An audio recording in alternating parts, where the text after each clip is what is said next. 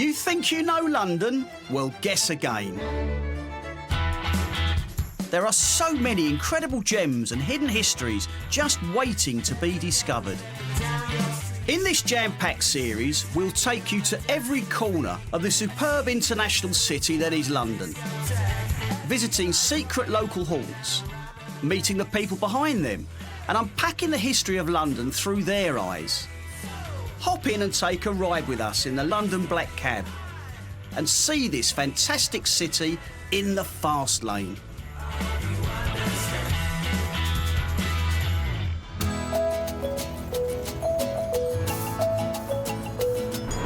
Today we're going to visit the Royal Borough of Kensington and Chelsea, an exclusive district in the west of London. It's home to some unique buildings, splendid architecture and exciting venues, and some of the most expensive property in London.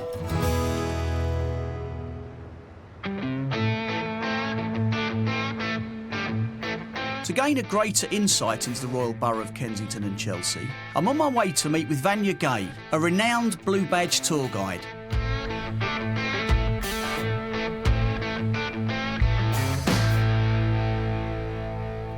Vanya, why have you brought me to this establishment to tell me about the history of Chelsea?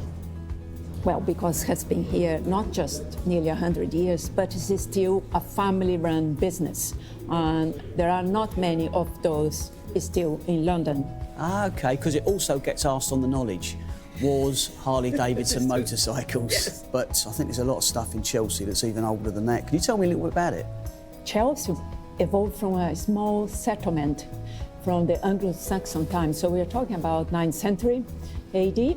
And then from rural and a very small fishing village, because, of course, Chelsea was by the river. And then became a bit more popular when Sir Thomas More moved to the area. He was Chancellor to the King Henry VIII.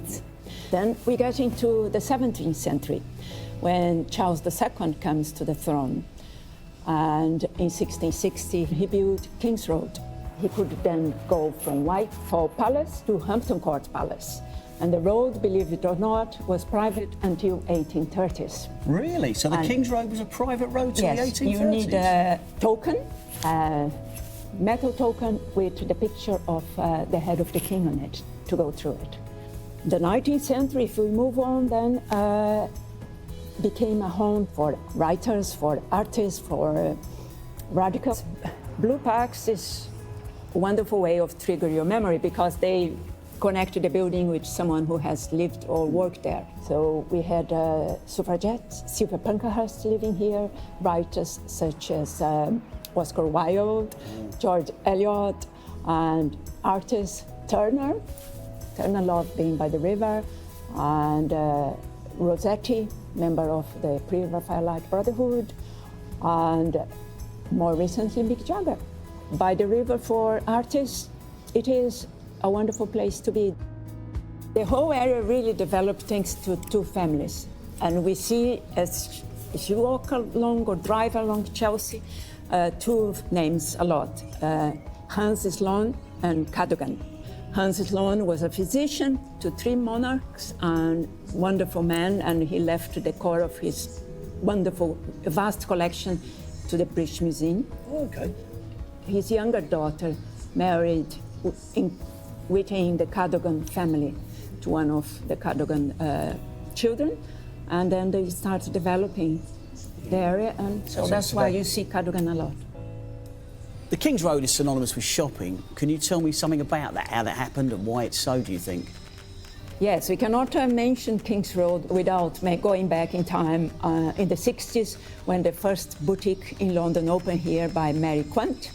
She rebelled against the establishment, a stiff way of dressing, and invented the hot pants and miniskirt. And then we move a decade later, we had Vivienne Westwood and Malcolm McLaren starting the punk movement. If we move away from King's Road, we get into Portobello Market, is the most famous market. It is the largest antiques market in the country, and that the other days you'd find second-hand books or second-hand items. What's the story behind the fact that it's now the sort of the royal borough of Kensington and Chelsea? When did they sort of merge together to become one district? In 1689, when King William moved to the area, then Kensington Gardens was developed around the palace, and Queen Victoria was born in that palace and lived there until she was 18. And after her death, Kensington received the name of Royal Kensington. And in 1965, Kensington and Chelsea were married as Royal Borough of Kensington and Chelsea. Chelsea Royal Hospital is probably the most important building in Chelsea. It was founded by King Charles II in the late 1600s for soldiers after they retired, and built by our great architect of that time, Sir Christopher Wren, famous among many other buildings. So whoever lives there are called Chelsea pensioners. Right. And you recognize them immediately by their long scarlet coat, which dates from the 1700s, the design, and the tricorn black hat. Since 2009, they accept women now. Oh, do they? That's very interesting. It's extensive grounds within the Royal Hospital, and the Chelsea Flower Show happens there since 1913 every year. It's for 5 days, and the first day is only special guests, such as the royal family. Could you tell me something about the museums in Kensington? In 1851, we had a great exhibition in London, and organized mainly one of the brains behind was Prince Albert. Over 6 million people attended and made a profit. And Prince Albert, with the profit, bought 87 acres of land in an area now known as Albertopolis. And the idea was to build institutions and museums to educate the people. We have the Victoria and Albert Museum, the largest arts and design museums of the world. We have the National History Museum, and we have the Science Museum, 7 floors of display, from steam engines to spacecrafts, and all free. Thank you so much indeed for your conversation. Thank you, it's been a pleasure. You've enlightened me. Next time I drive through Kensington and Chelsea, I'll see it from a completely different angle.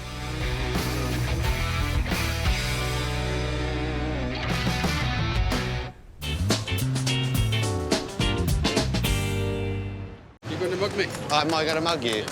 Is that gorgeous or what, eh? And I believe I can run a decent marathon. Thank you very much. Download Veely now. My first stop today is the Chelsea Physic Garden. Chelsea Physic Garden has been here since 1673, and it was established by the Society of Apothecaries to train young physicians in the identification and use of medicinal plants. And one of the first physicians to train here was Sir Hans Sloane, who went off and made his fortune, returned to London, bought the borough of Chelsea, including the Physic Garden, and decided to rent it back to the apothecaries in perpetuity. And it was written in such a clever way that that agreement still stands to this day. So we still pay a peppercorn rent to his descendant, Lord Cadogan, of £5 a year. Every plant grown in the garden is useful in some way or another, and that's part of the decree laid down by Sir Hans Sloane. And we focus on medicinal plant species, both historic and plants that are used today.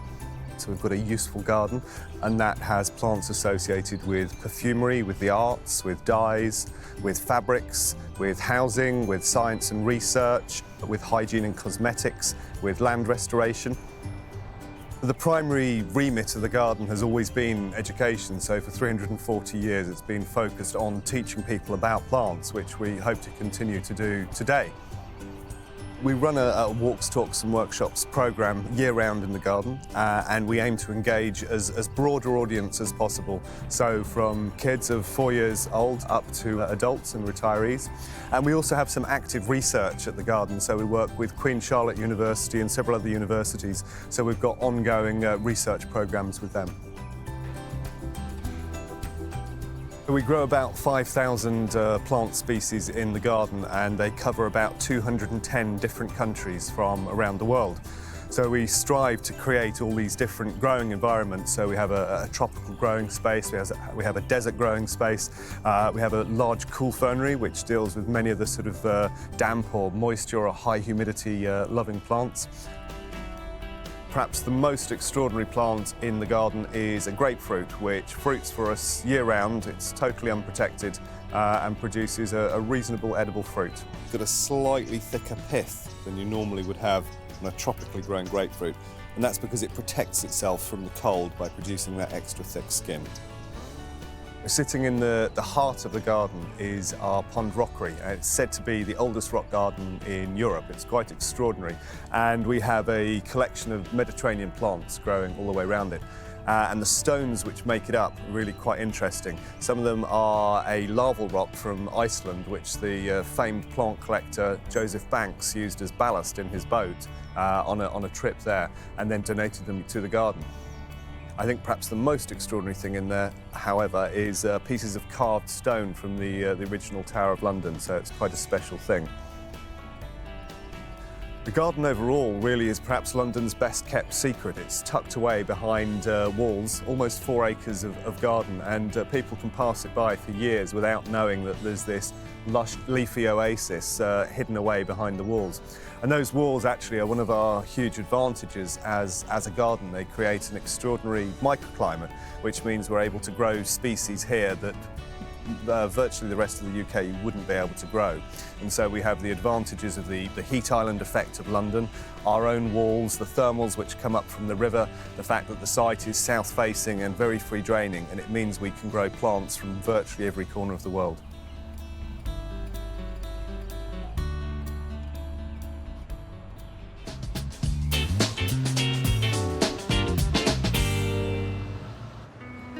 In the heart of Chelsea is Cadogan Hall. Famed for its excellent acoustics and luxurious surroundings, it's the principal venue for the Royal Philharmonic Orchestra. Welcome to Cadogan Hall. We are just off Sloane Square, a stone's throw from King's Road. Cadogan Hall actually started life as a church way back in 1907. Could you tell me something about the architecture of the building? Because obviously, having been a church, I'm wondering how that affects the acoustics. In the days of it being a church, it actually had congregations of up to 1,600 people. There are no sightline issues at all in the hall, so everybody gets a perfect view. And it's in a Byzantine period. The stained glass is all original. The gentleman that put it in was a Danish nobleman who cut his teeth in Tiffany's in New York. Of course, nowadays, with the modern requirements of a concert hall, we have had to install lots of technology which is hidden. But architecturally, we didn't have to do a huge amount to the hall to get it into a place of a leading concert hall. The hall has become noted for its natural acoustic and is particularly good for large-scale orchestral, chamber and choral music. Are there any annual or seasonal events that happen year on year? We will have a large-scale international orchestral season, and they include orchestras from all over the world. We are home to the BBC Proms. So, of course, in London, BBC Proms is the world's largest classical orchestral festival. And the main thrust of those concerts are at the other hall around the corner, the Royal Albert Hall. However, we stage the chamber concerts. So every Monday, throughout the end of July, going all the way through August and September, we have chamber music concerts, lunchtime concerts. We also have a very lively and active contemporary season, or a strand, including the London Jazz Festival, which is a series of 10 events through November. Also during August, running parallel to our proms, we have children's shows. We just had 6 weeks of When the Tiger Came to Tea, through to a very strong choral series. So there's always a lot to choose from. The Cadogan Hall has a unique history. It's actually privately owned, and very few concert halls in the world are privately owned. And it was always their ambition to diversify and develop the cultural landscape of Chelsea. We form part of a cultural hub which includes the Royal Court Theatre, the Chelsea Physic Club, the Saatchi Gallery, and together we represent the cultural landscape of Chelsea. How easy is it for people to get tickets for performances at the Cadogan Hall? We are very busy, I'm delighted to say. With the huge amount of performances we have, we attract people not just from London and the UK, but from Europe and further afield too. Most people do book online and they book in advance to secure the best seats. However, if you're in London and you're in our area, do swing by and I'm sure we'll be able to hopefully get you in.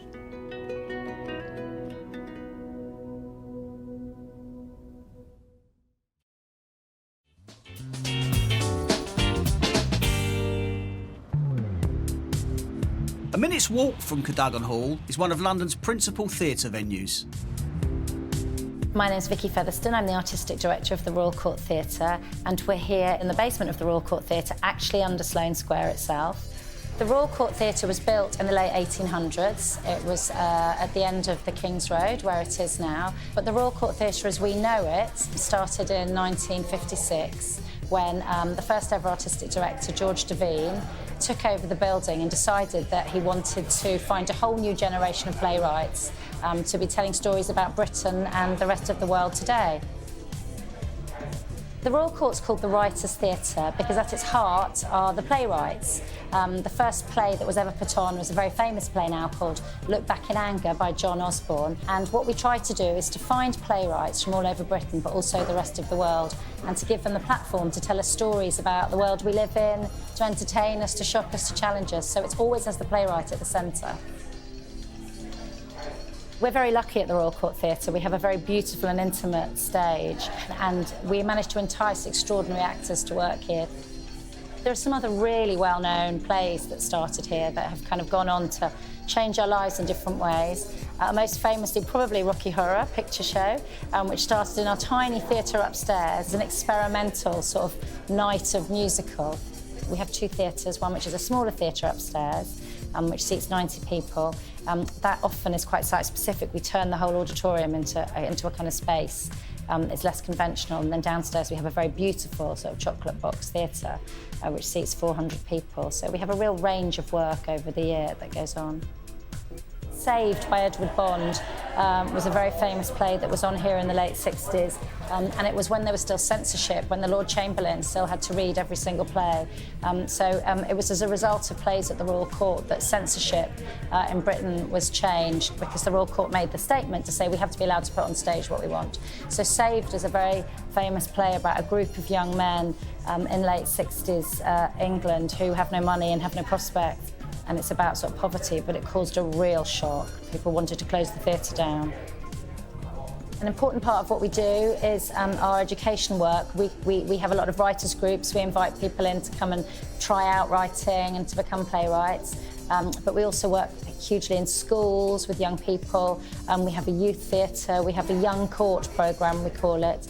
And one of the most exciting things we do is we go into schools around London and work with 8-year-olds. They write plays, and then we produce those plays professionally and take them back into the schools. And the 8-year-olds see their work done by professional actors, which they love.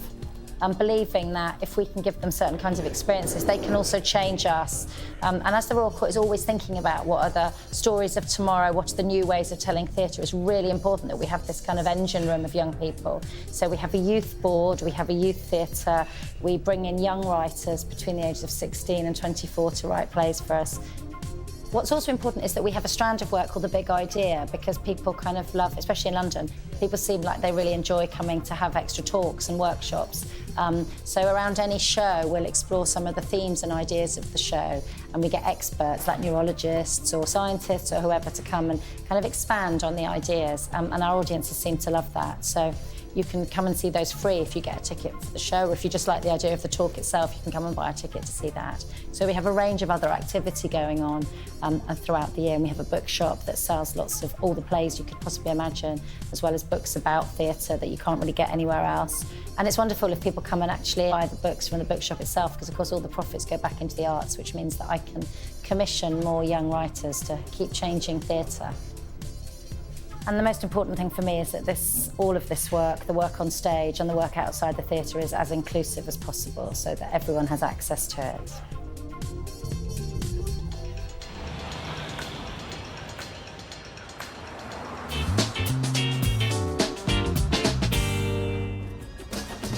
A nice place to eat in Chelsea, just alongside the river, is the Painted Heron. It's famous amongst locals for its fine Indian cuisine. My name is Yogesh Tata, and I am the chef as well as the owner of the Painted Heron. The Painted Heron restaurant is on Cheney Walk in Chelsea. As you see, close to the river, and there used to be a heron sitting on one of the houseboats when we were opening. In India, there is a history with the bird as well, and it's a very popular bird to paint. And this is an area where artists also lived. And we didn't want to keep a traditional Indian name. and we opened the Painted Heron in 2002. Because we've been here so long, we're like a Chelsea institution. When we started off, it was experimental Indian food, which is fortunately now mainstream. We try to keep things simple, not complicated recipes. We try to keep things fresh, and the spices. Those are the keys. So we grind our own fresh spices, and there is a lot of emphasis on local ingredients, fresh ingredients, and seasonal ingredients. So we try to keep it as healthy as possible, and that's why we feel we're slightly different from, say, a curry house. And I think that is the basic reason why people keep coming back to us.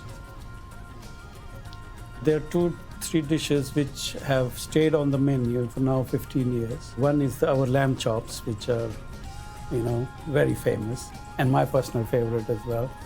And then there is our own version of chicken tikka masala, which also has been on the menu forever. When we started off, pairing wines with Indian food was something very new, and we took it very seriously. For 15 years, we've been working to see which wines go best with spicy Indian food. And I think we have a very good wine list.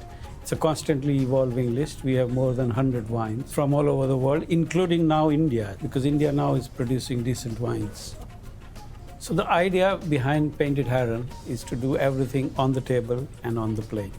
And that's why the decor we kept neutral, not necessarily Indian, but we do have a lot of local artist paintings hanging in our walls. So what I'm really excited about is this grill, which is like an oven which fires on charcoal, and which I believe is certainly better than our traditional tandoor for grilling, because it retains all the moisture in itself. And we hope to, again, be an example for other Indian restaurants to follow and start using the Jasper grill. What a great little find in the heart of Chelsea. Definitely worth hopping in a black cab for a delicious curry.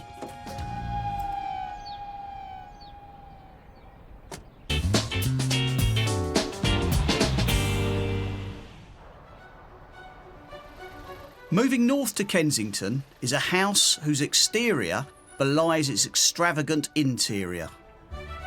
Well, Leighton House was built by the artist Frederick Leighton. He started it in the mid-1860s and he lived here for 30 years. And over that 30 years, he was almost constantly embellishing or extending the house in some way. So it started relatively modest, but by the time he died in 1896, it was referred to as a private palace of art because he'd created this extraordinary environment and it was crammed full of the collections of art that he'd gathered and amassed. The outside of the house, the exterior, is very unassuming. You would have really no idea until you walk through the front door of what you're going to discover.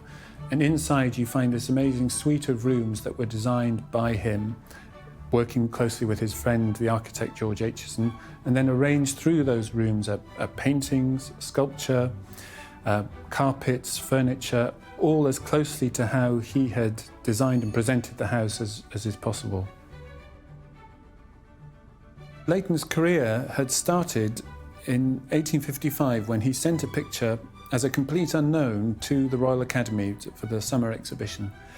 And Prince Albert suggested to Queen Victoria that she should buy it. So she in fact bought his debut picture, which was an amazing start to his career. And he really was on good terms with Queen Victoria throughout his life. She visited the house here in 1859 and she recorded coming to see him in her diary. So sort of key moments in his life were connected in different ways to the royal family.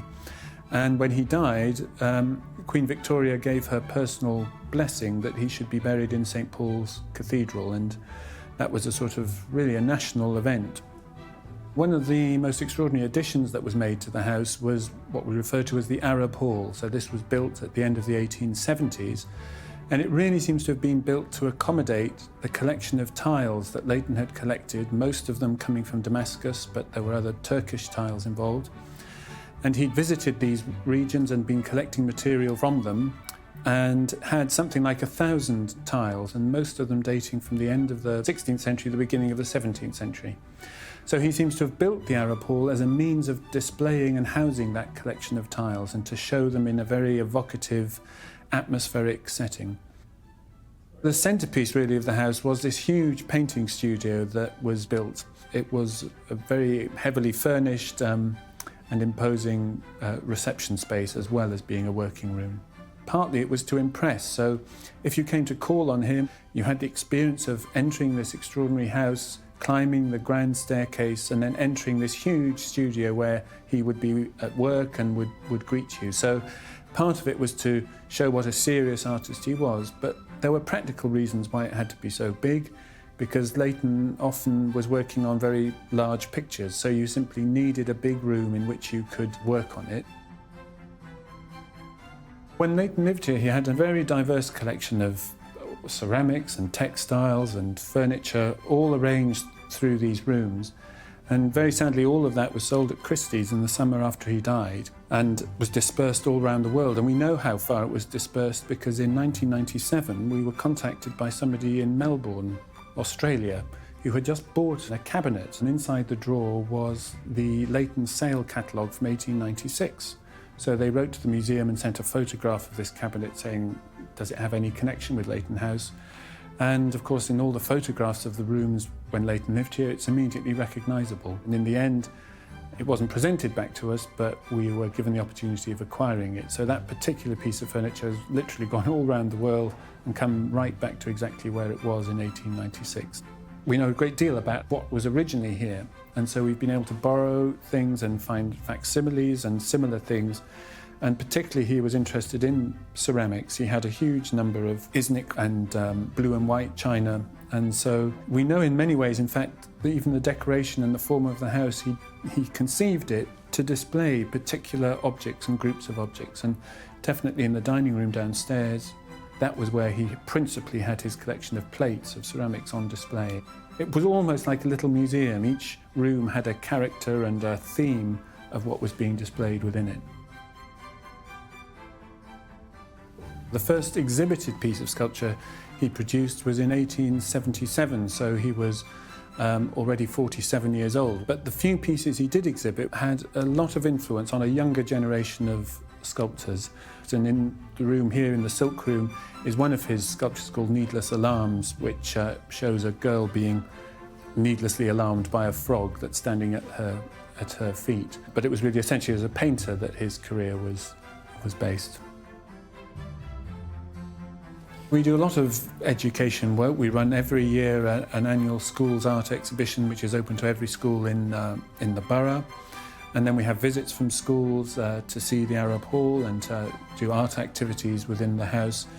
And it's also a great way of introducing the idea of Victorian life and Victorian culture and the place that artists had in that world, and the fact that this house doesn't in any way really conform to what many people think of a struggling artist living in a garret somewhere. This suggests a very different place that artists were able to enjoy when they were successful at that time.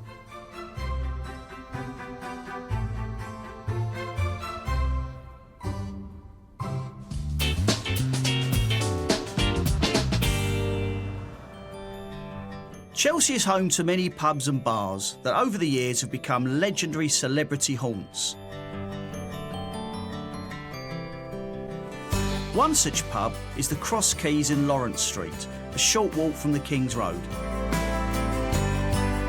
Built in 1708, it is the oldest pub in Chelsea.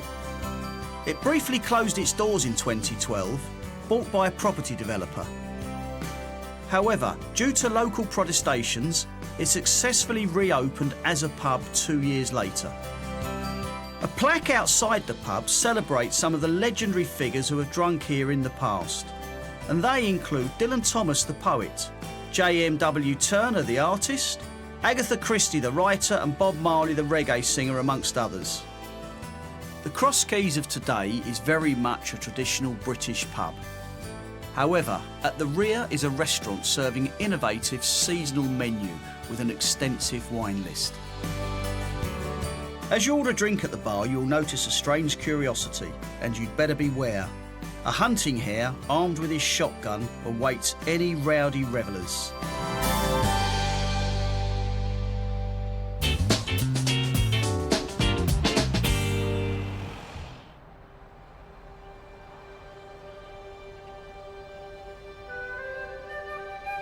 What a magnificent church, which I'm sure has a fascinating history. We're meeting the rector to find out more.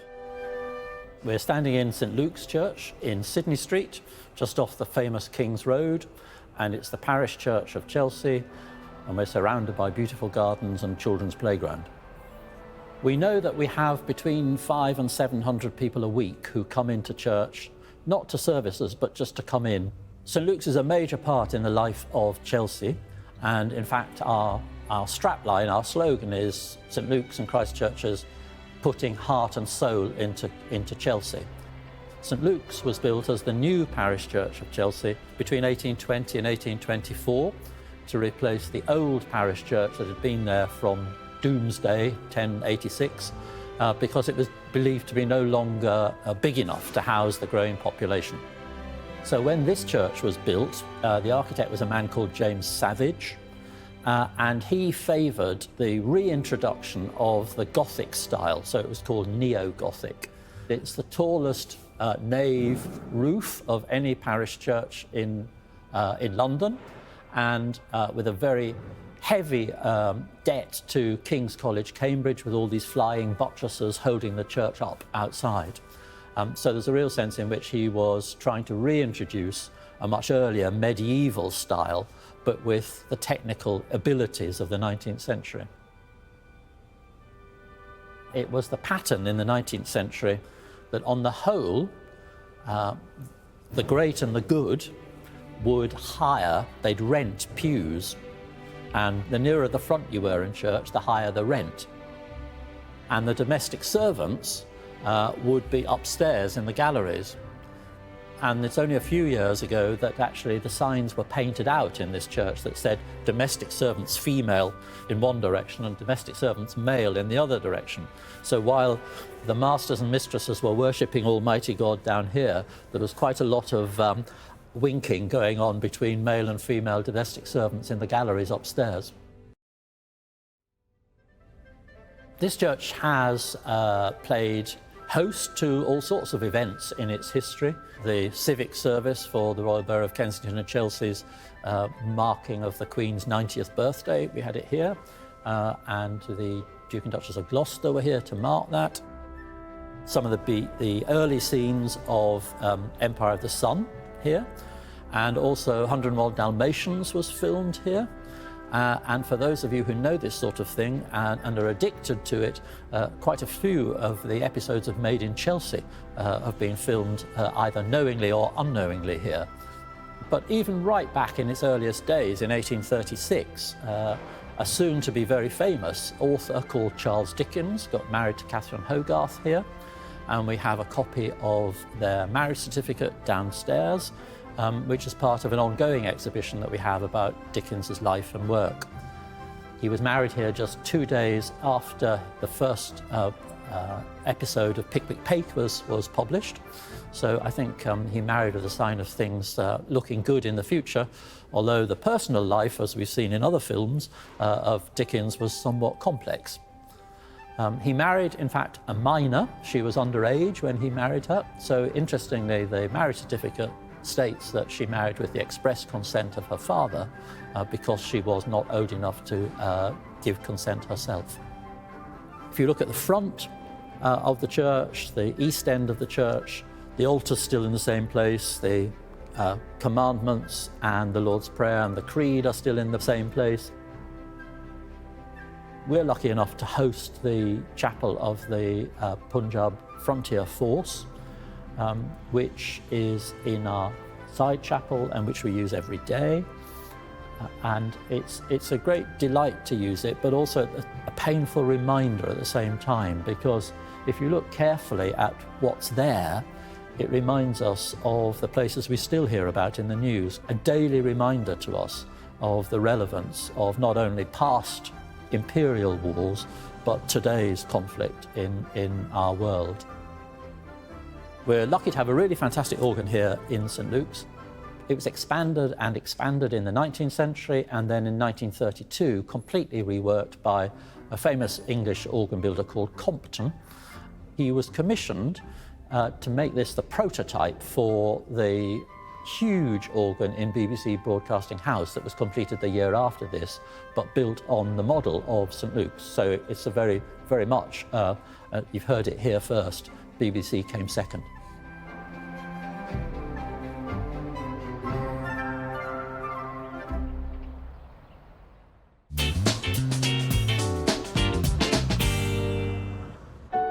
Situated just off the King's Road is the home of Thomas and Jane Carlyle. Thomas was a Scottish philosopher, satirical writer, essayist and a historian, and is one of the most important social commentators of his time. The kitchen in the basement maintains many of its original features, such as the stove and the original bed that the maid would have slept in. If there was more than one maid, the other maid would have slept in the space underneath the dresser, which is where the saying left on the shelf is thought to have originated from. In Carlyle's day, this would have been a working area where meals would have been prepared and the washing and all the cleaning would have been done. On the floor above, we have Carlyle's front parlour. You can find the original sofa that Carlyle and his wife Jane would have sat on and entertained their guests. It is very likely that Frédéric Chopin, who visited in 1884, would have played on this piano. The piano was also used for a more practical purpose. In a letter from 1860, Jane describes how the household keys were locked up in the piano for security when she and Thomas were both away from the house. We also have in this room the books of the French Revolution, which Carlyle wrote himself in 3 volumes. The first volume he gave to Stuart Mill to read, whose maid accidentally destroyed them. Mill offered to pay Carlyle for this mistake, as he had to completely rewrite them again from the beginning. His history of the French Revolution is said to be what Charles Dickens used as a basis for The Tale of Two Cities. In this room is hung a picture of Frederick the Great, which Jane bought for Thomas from a second-hand shop. Advertised as a picture of Peter the Great for 7 shillings and 6pence, Jane told the shopkeeper who it actually was and only paid 6 shillings. Among the original features is a screen which was made by Jane Carlyle herself in 1848. It contains over 400 pictures which she collected from various people including John Forster, Thackeray and Thomas Carlyle himself. To mark his 80th birthday, Thomas Carlyle was presented with an address signed by a broad range of his admirers, together with a gold medal. Among the many distinguished signatories are Robert Browning the poet, George Eliot, whose alias was Mary Ann Evans, and Charles Darwin, who spent a lot of time visiting the Carlyles. Another room containing many original features is Jane's bedroom. This little bed is the bed Jane was born in and the bed she had as a child. Jane Carlyle is considered to be one of the greatest women letter writers in the English language. One of her more famous quotes, "Is it not curious that my husband's writing should only be completely understood and inadequately appreciated by women and mad people? I do not know very well what to infer from the fact." Jane Carlyle in 1837. At the top of the house is the soundproof study that Carlyle had built. It was in this room that Carlyle wrote his history on Frederick the Great, which took him 12 years to complete. His desk is where he wrote most of his works. It is said Jane spent a day getting the ink stains off his desk and is quoted as saying, "Perhaps one shouldn't get rid of the ink stains of a great man's desk." The room has on display letters from Benjamin Disraeli, the Prime Minister of the day, offering Carlyle a title and a pension. Carlyle was to decline this offer, stating that the pension should go to somebody who was needier of it. Within the bookcase are some of the books that Thomas Carlyle used in his research. Many others he gave to Harvard University. Like most of the house, the garden has been kept as it was when Carlyle lived here. Carlyle referred to the garden in his day as his sooty little patch, which today we know was due to the high pollution that London suffered during the period of their occupancy.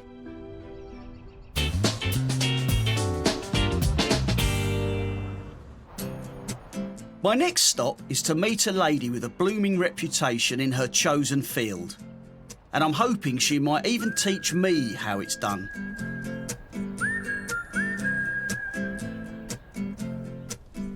I'm here in my flower school in Belgravia, Knightsbridge, in Kinnerton Place South, a cosy little mews, just minutes from the busy traffic of Knightsbridge and, of course, all the designers' shops.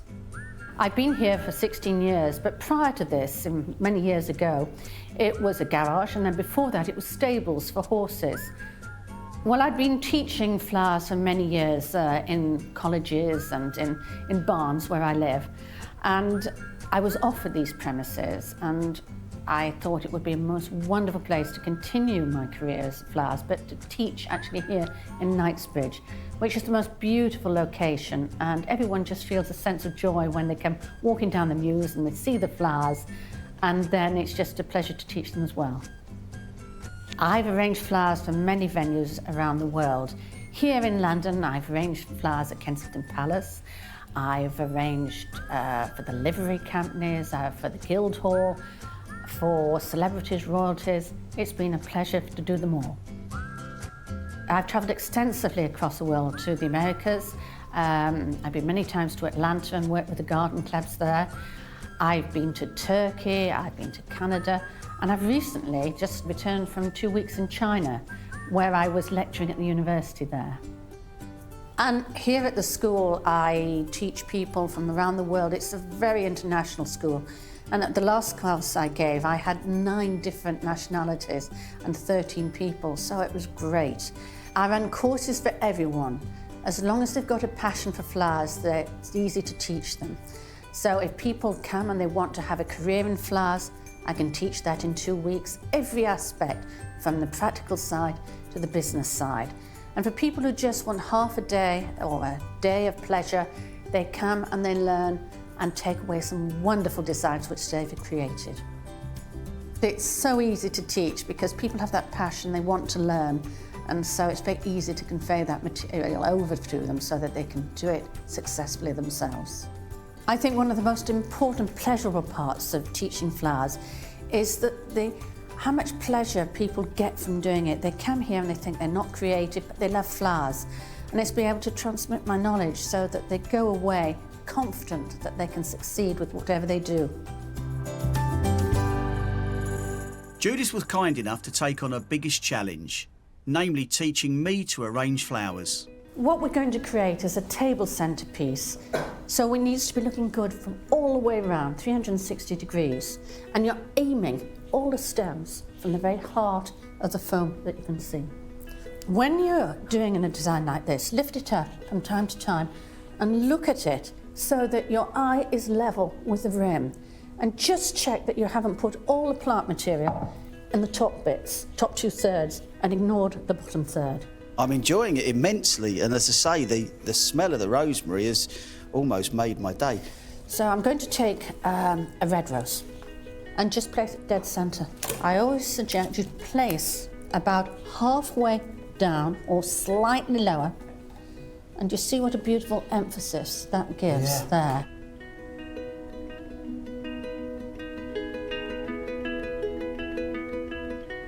It's quite addictive, this, once you get started, isn't it?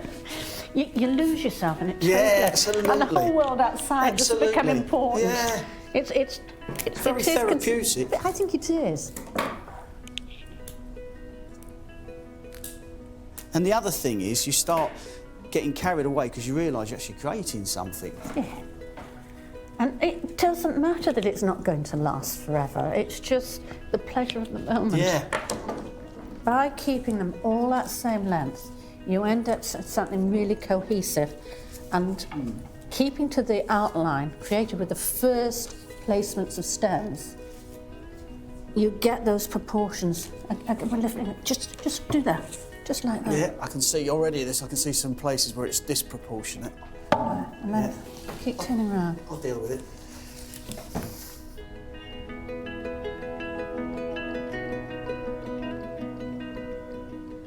Now, what better job have I got than being a teacher when people can produce work like that after one lesson? And after 90 minutes, here we are. I'm quite proud of that.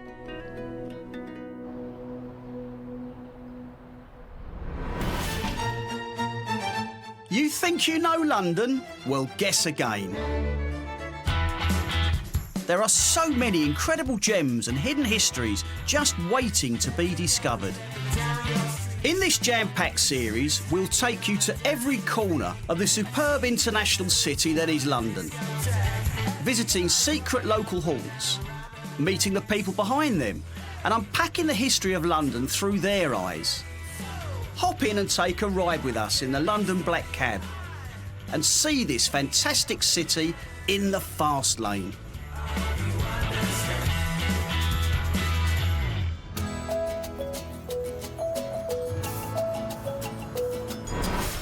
Today I'm visiting King's Cross, an area located to the north of London.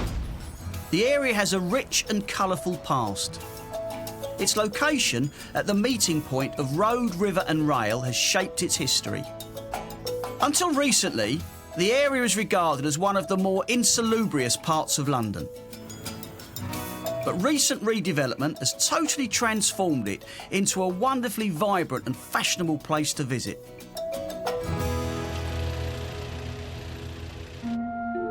My first stop today is the picturesque and historical St Pancras Old Church. Welcome, my name is Lester Hillman and I'm a tour guide for Camden and historian and writer. Lester, I've been a London taxi driver for over 25 years. I've passed this church countless times. It's the first time I've been inside. It's a church that we think has 2,000 years of history here. The wall behind us, stitched into the fabric, is Roman tile, Roman brick. There are monuments to individuals who had key roles in English history. Queen Elizabeth I's cook. For 29 years, Daniel Clark and his wife Catherine served in the royal pantries and is buried here. Evidence of who the vicars have been here. A wonderful man called Charles Lee, before the invention of the internet, did incredible amount of study, and he pieced together over 50 vicars, witnesses at key moments in English history, from Fulcharius in the 1100s, right through to the present time. Roger was a priest here at the time of Magna Carta. We know that John Clifton probably witnessed the Holy Roman Emperor going by for those peace negotiations after Agincourt. Lester, I'm looking at the altar. It looks fairly plain. The altar is, as you say, a simple altar, but set into it is a nave altar that some people think may date from the 7th or 8th century. It's Kentish ragstone, and we know that around the 1290s there was an inquisition here or an audit, and there was reference to this nave altar. It then disappears, but in the mid-19th century, digging to replace the tower, upturned the altar with the church silver. We think it was buried there at the time of the English Civil War and is now incorporated back into the fabric of the church. Over 2,000 years, the church has been remodelled a number of times and reused materials. In the 19th century, it was brought back into use as a parish church and indeed had galleries here for hundreds of people. There are no pews here today, and other detailing has changed since after the Second World War, and we have these chairs which are quite low. People today are somewhat taller than they were in the 19th century, so perhaps it's time for us to think about a new seating.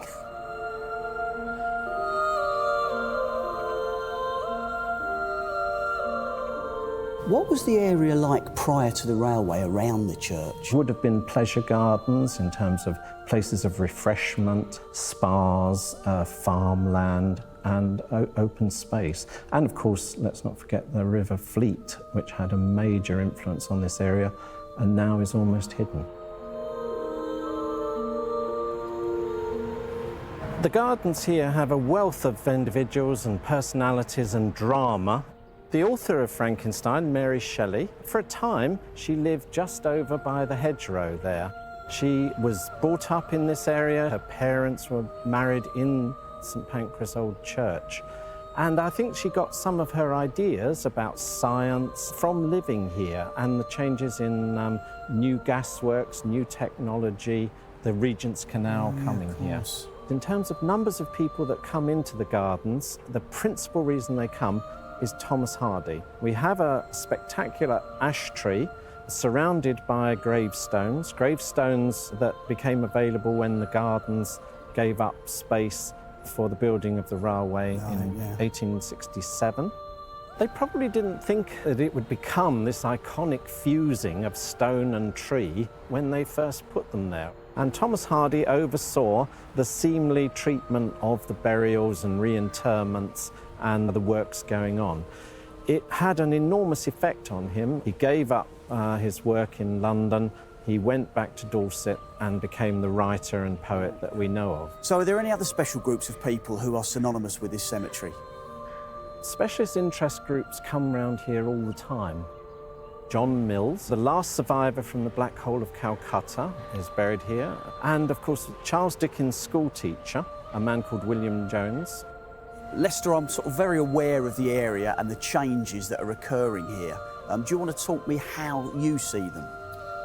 When we look at the skyline beyond the churchyard, it is changing before our very eyes. There are huge new residential communities moving into the King's Cross lands. We have several universities, the University of the Arts, and that, I think, is an interesting new chapter for St Pancras.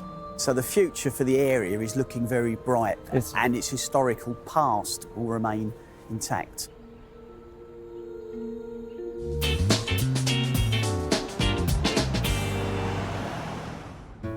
The House of Illustration on Granary Square is a must-visit for all artists. I'm Olivia Ahmed, I'm curator here at House of Illustration, which is based in Granary Square. For a lot of people as an area of London they haven't visited before, but there's loads to do here. There are great restaurants, there are bars, lots of different public events happening, especially in the summer. The House of Illustration was set up by Quentin Blake, the really well-known artist and illustrator. It was set up in 2002 as an organisation, and then we opened our first building here in Granary Square in 2014, so we're nearly 3 years old now. We're the only art gallery in the UK that specialises in illustration. Often illustration is commissioned, it's art with a job to do, and it's the kind of art that we see every day. So posters, in picture books, sometimes it might be a chart or an infographic explaining something in a newspaper, sometimes it might be background artwork for animation, which is something that we're showing at the moment. It takes lots of different forms, but it's very different from painting or sculpture. So this gallery is really quite unique in showcasing that kind of work. We have a permanent gallery dedicated to the work of Quentin Blake and his archive. So Quentin's archive is 35,000 pieces now. He started working when he was 16. He had his first illustration published, and he's still working today, many years later. So we're always showing Quentin's work, but we pick different bits of his archive. We have 10 exhibitions every year, and they're always completely different from each other. So coming up next year, we've got exhibitions about textile design, political satire, and we're commissioning some new artwork from up-and-coming illustrators as well. So at the moment, I'm working on an exhibition for later this year in September, which is work by Gerald Scarfe, who's known as a political cartoonist for The Times and other newspapers. But actually, this is taking a totally different look at his work, and it shows his work as an animation designer for films like Disney's Hercules and Pink Floyd's The Wall, and also his work for theatre design. He's designed operas like The Magic Flute and ballets like The Nutcracker. Our current exhibition is called Anime Architecture, and it's about the background artwork that you see in films from the 1980s and 1990s, like Ghost in the Shell, Pat Labor and Metropolis. These are really kind of iconic Japanese animated films. And you see them on screen, but they're actually, the backgrounds are done by hand, so that hundreds and hundreds of paintings are done by different people to make one film.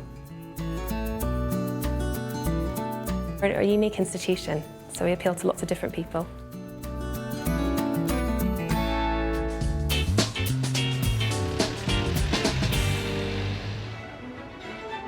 From the calm of the gallery to one of the most energetic places in King's Cross. Welcome to St Pancras Station. My name is Josie Murray, and I'm the Senior Heritage Advisor for High Speed 1. St Pancras is a very special building, a Grade 1 listed building, and there are only a small number of those in the country, such as Westminster Abbey and St Paul's Cathedral. Can we start with the gentleman who's beside me? Certainly, yes. This is, let me introduce you to Sir John Betjeman, poet laureate and writer who was a passionate supporter of the railways in England. And the reason that he's here in St Pancras is because he was one of the key figures that was responsible for ensuring that it wasn't demolished. And as a consequence of his actions, the station was listed Grade 1 in 1967. There must have been enormous challenges to build a station because it was quite built up at those days, wasn't it? Oh, it was a very built-up area. I think the most significant challenge was how to deal with the Regent's Canal. William Henry Barlow decided to come over the top of the canal because that would also allow them greater flexibility to expand their operations if they wanted to. With the platforms being above street level, there was a big challenge to Barlow as to how to maximise that space. So rather than building that brick arch form to support the train deck, as you would have expected, Barlow looked to the factories, an industry up in the Midlands and the North, and originally there were nearly 700 cast iron columns that were used to support the train deck. Pretty soon it was realised that there was quite a commercial value to have that area of space in central London, not least to William Bass of the Bass Brewery Company in Burton, who was a shareholder in the Midland Railway Company. In the arcade area where we have the shops and the departures areas for Eurostar, that was once a massive storage area for beer. One of the things that Barlow said when he was talking about the station following its completion was that the size of the beer barrel dictated the whole grid of the station. Joe, saw their travels around the station. I noticed there's an awful lot of shops and lots of people milling around. St Pancras is more than just a railway station. It's actually a destination in its own right. We have a lot of visitors. We have nearly in excess of 50 million visitors a year. Wow. Huge number, and a proportion of those don't come here to catch the train. They come to visit the restaurants and bars. We're currently going to be welcoming some new stores into the station: Chanel, Calvin Klein, Ted Baker, alongside our existing favourites such as Fortnum & Mason's and Hamleys and John Lewis. So it's really important to us to offer something different. No, it seems a truly sort of unique space. There's a lot of artwork. What's the story behind that? It has been referred to in the past, particularly this train shed, as a work of art in itself.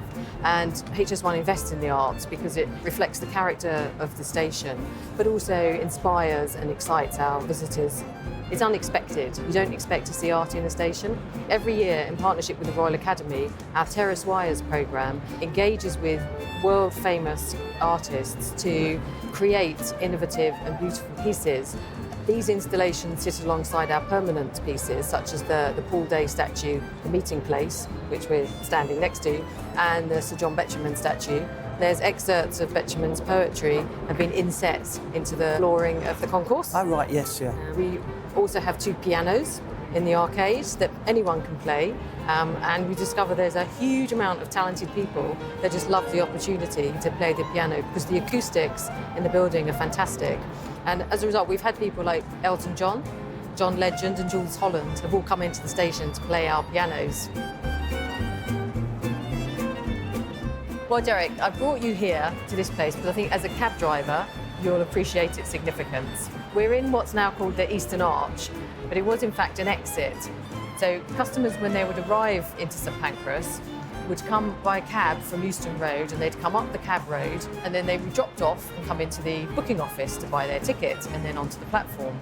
The cabs, meanwhile, would have gone on a ramp down onto Midland Road, driven around the station and come up another ramp onto a large roadway which is directly behind this arch. And there the cabs would wait. So Midland Railway customers, if they could afford it, didn't have to go outside at all. Now, Josie, standing here, I can see the roof. It's splendid. When the station opened, it was the largest single-span roof in the world.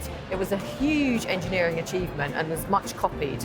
In fact, the first Grand Central Station in New York was pretty much a replica of St Pancras. All right. The train shed is nearly 700 foot long, 240 foot wide and 100 foot high. So it's a massive, big space. And the roof shape itself, as you look at it, you'll see it has a point at the apex, and that allowed it to have a much greater span. Now, from the outset, St Pancras was designed to impress. It was a statement showcasing the best products from the Midland areas, and all of the materials in the station that were there for sort of public view were sourced from the Midlands area. Well, Derek, to finish our tour of the station, I've got a bit of a treat for you. We're going to go up on the roof. Oh, fantastic, Follow Josie. me. Let's go. Okay.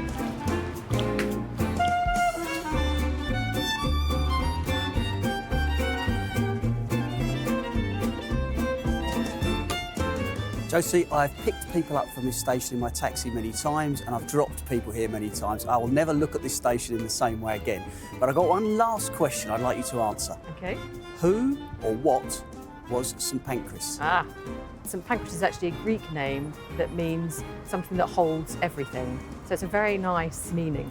In terms of why the station's called St Pancras, we're situated in the parish of St Pancras in Camden, right. and St Pancras Church is just a short way up the road. Josie, you've answered all my questions I came here with today. Thank you so much for having me.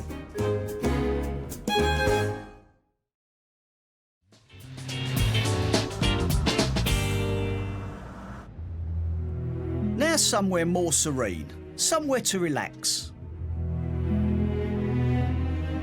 Derek, welcome to the St Pancras Renaissance Hotel London. My name is Anders Wynnum. I'm the Director of Sales here. It's our pleasure to have you.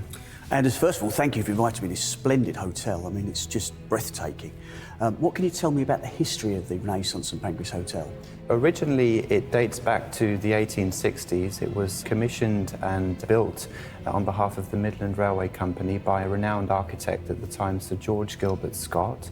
But the actual grand opening was on the 11th of May 1873, opened by Queen Victoria. Anders, why is it such a splendid hotel? I mean, every room, everywhere I walk, it's almost as if it's over the top. Essentially, there were no expenses spared at the time. The building cost the Midland Railway £500,000 sterling in the money back then, which was an absolute fortune. And it was really a statement of the wealth of the railways. And moving on to where we are now, can you just tell me something about this space? Because I almost feel like I'm in church. Well, we're standing on the third floor of the historical part of the hotel. The original design was, in fact, meant to be very Gothic and cathedral-like. It was something that the Victorians found very fashionable. George Gilbert Scott actually imposed this architecture on the building and deliberately made it look like a cathedral and a church. He was a pioneer behind several cathedrals and churches in the UK as well at the time. So we have these incredible vaulted ceilings here. The design behind us, as you can see, is meant to represent the heaven and the stars looking down on you, which was in Gothic mythology something that the Victorians believed a lot, and it was supposed to be seen as a sign of good luck. And we also got a lot of different medieval-related crests around us, as well as some of the shields of the cities of the Midland Railway. We have places like Derby, Nottingham, Leeds. I mean, this was really the lifeline between the north and the south of the UK at the time. Equally, the stonework and the masonry, a lot of the brickwork were actually quarried and brought down from places in the north and Midlands of the UK by train. And in terms of restaurants and bars within the hotel, what can you tell me, what facilities do you provide? So we have 3 restaurants in the hotel. We have our booking office bar, which was actually the original ticket hall connected with St Pancras Station.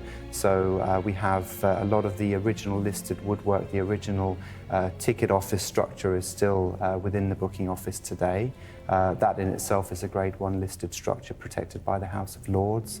There's also 173 different original rosette carvings around the perimeter of the booking office, again, just signifying the detail that was lavished on the original building. We also have the Gilbert Scott restaurant, which is operated by Marcus Waring. So that offers our guests and external customers a slightly different style of menu. And then we have our Me and Me cafe bar, which is actually on the concourse of the platform just outside the hotel. In terms of events, do you have any sort of annual events here, or is there anything that's sort of scheduled? It's a real mixture. I mean, we have in the hotel 11 meeting rooms, all very, very different. So we can host a small boardroom meeting from a few people right up to a standing reception of 575 people. Our largest room, which is Hansom Hall, named after the Victorian Hansom taxi, as that was where the taxi rank used to be in the Victorian times. So there's a really splendid roof terrace on the back of that. Another really interesting space called the ladies' smoking room, which was an area that the Victorian high society ladies would meet, smoke cigarettes and just gossip about things. Are there any other famous or illustrious characters associated with this building? Quite a few. I mean, the patrons at the time of the opening of the hotel, as it was seen to be a state-of-the-art building, we had one of the first hotels with revolving doors in London at the time, based on an American design. So we had members of the Vanderbilt family, and also Jessie Boot, who's the founder of Boots the Chemist, stayed in the hotel at the time. We are known as the Spice Girls Hotel. Below us we have the grand staircase that connects all 3 floors of this part of the building. So it is actually where the Spice Girls recorded their Wannabe single back in the 1990s, and I believe that we're almost at the 20th anniversary now of that particular event. This area, it's changed dramatically in the last sort of 10 years. Do you think the hotel has had an influence? As you know, King's Cross was not the best renowned area of London at the time. If you have a hotel such as this, as well as a regeneration of the area from a business perspective, the two just naturally marry together, coupled, of course, with Eurostar as well.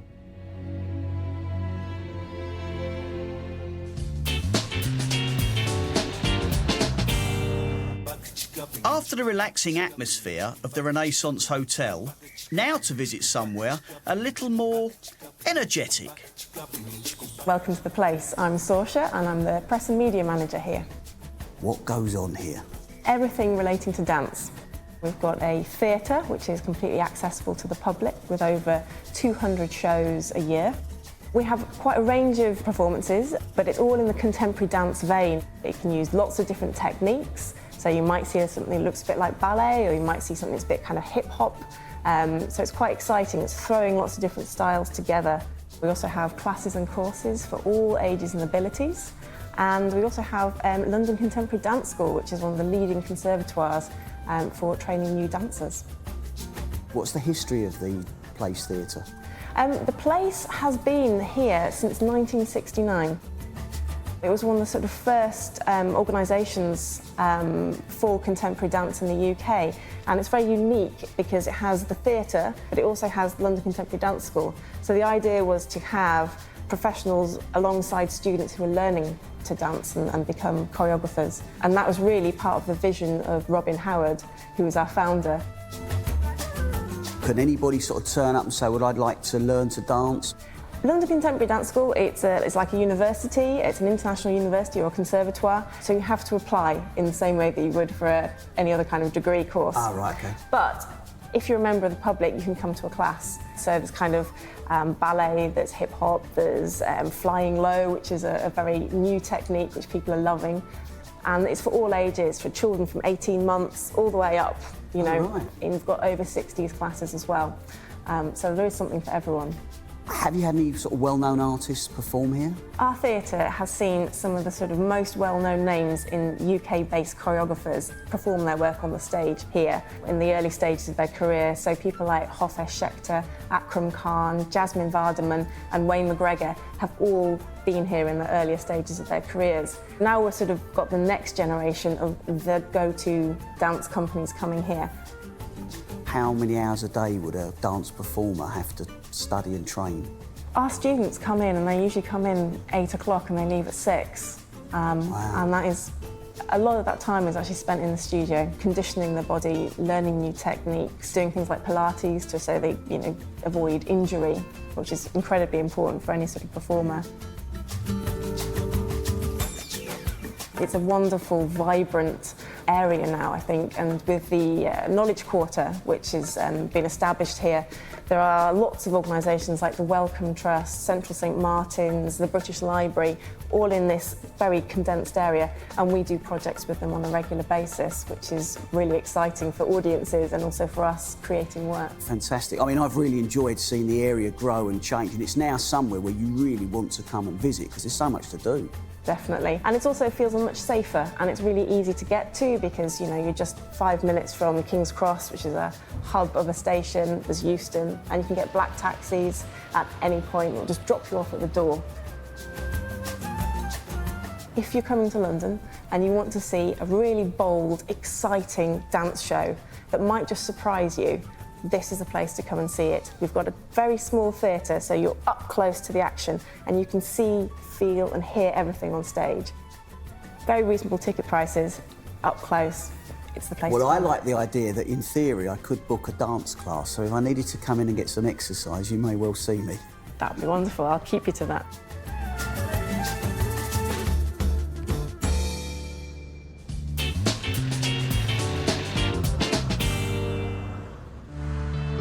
From the dance studio to a gymnasium, but don't be fooled by first impressions.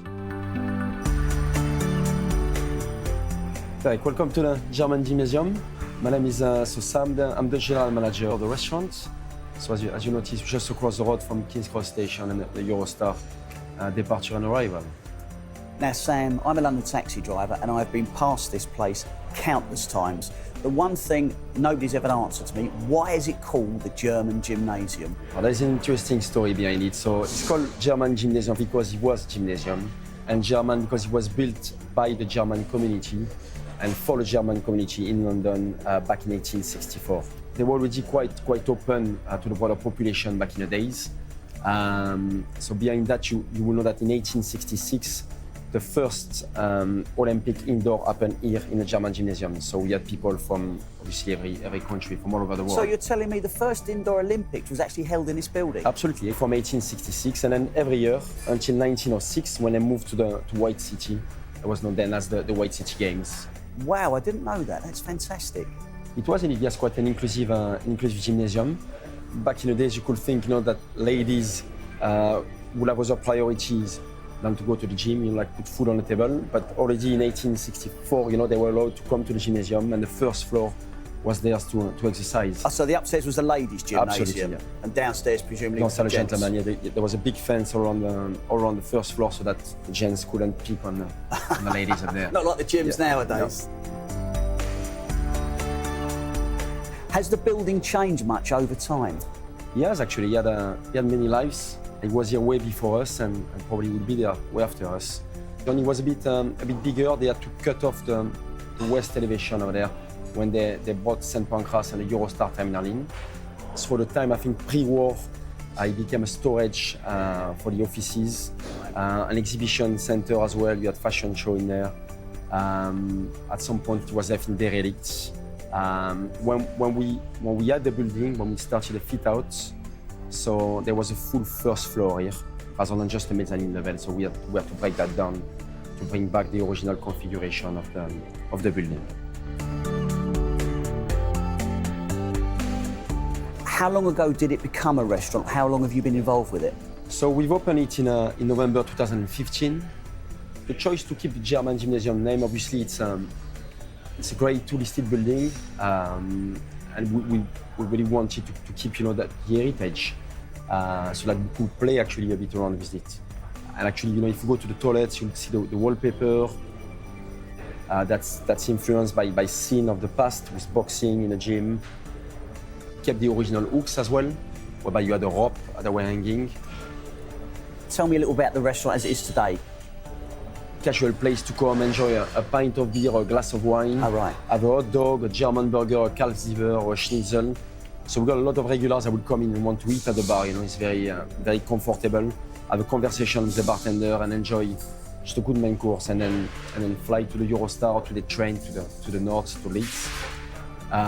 Whereby the upstairs bar will be more a destination bar where people will come for cocktails. And stay, like a couple of hours and enjoy different cocktails. Right, so much more relaxed. As a London taxi driver, I've seen this area develop, and it's become an area that you become very fond of. You can see it growing.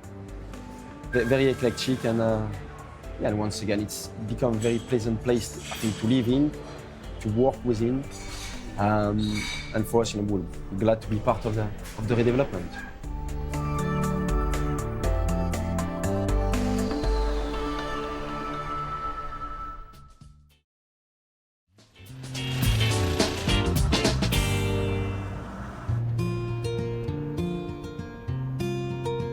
Any trip to King's Cross wouldn't be complete without a visit to the Canal Museum.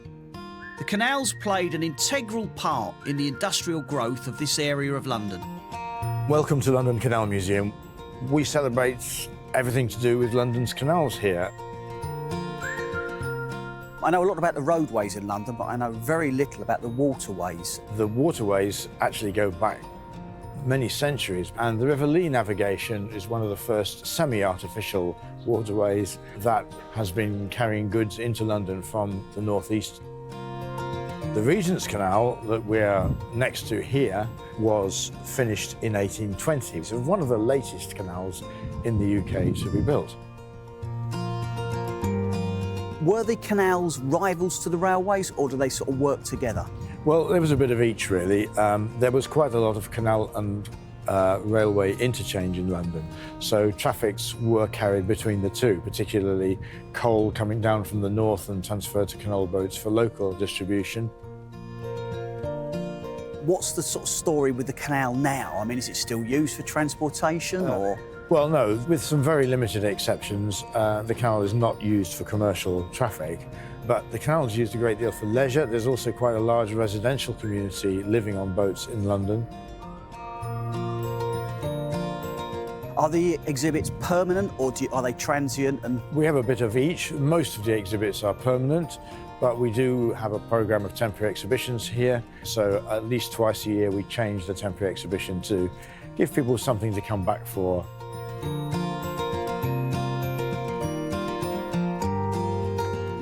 And what can you tell me about some of the artefacts that are housed within the museum? The centrepiece here is the narrowboat Coronis. Partly a reconstruction, but it's an original hull of a typical 1930s narrowboat for long-distance carrying of goods.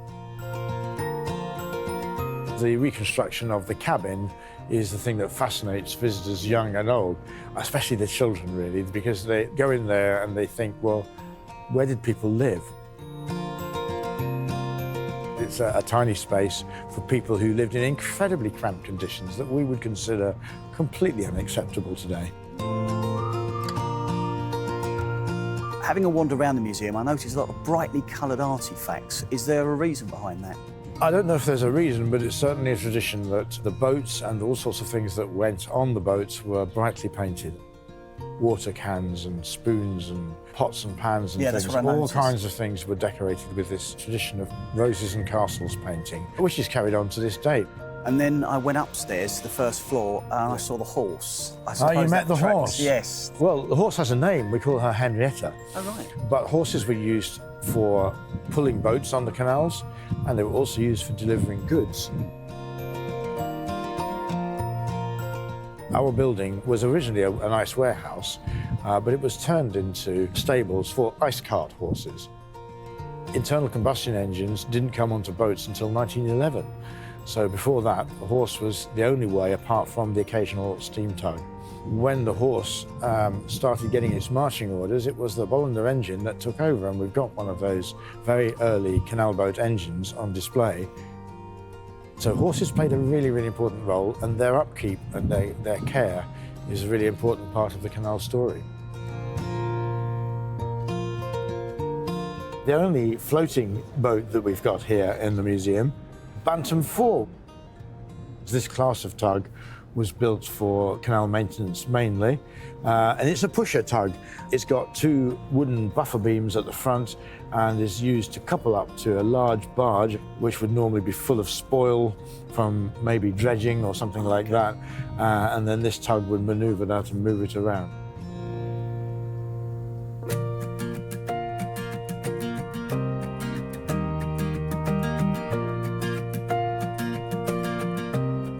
Within the museum, we explore the ice trade, the use of ice cream and the selling of ice cream, and we introduce you to Carlo Gatti, who we're very thrilled, in effect, to have him as part of our history.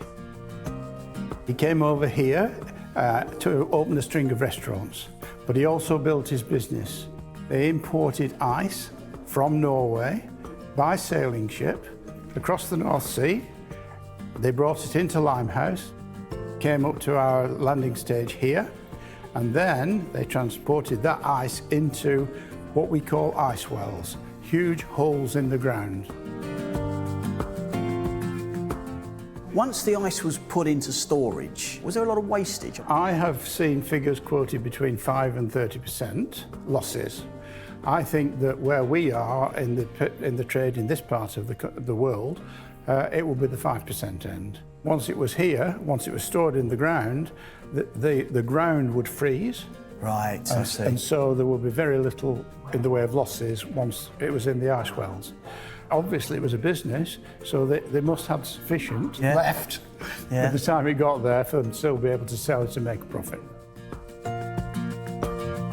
Each day they would load carts to sell that ice to hospitals, hotels, restaurants. The Italians introduced ice cream to Britain, and Carlo Gatti was one of these. He obviously sold ice cream in his restaurant, but he also sold it on the streets. It's fascinating that something we take for granted today was so important, you know, in the sort of 1800s.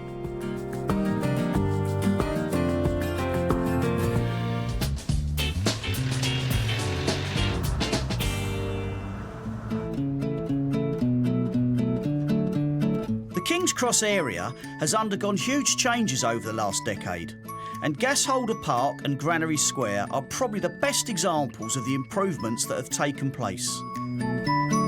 Anthony, good morning. Good morning, Derek. Welcome to Gasholder Park. Behind us we have the Gasholders London, 3 interconnected gasholder frames, which within it is a single residential building.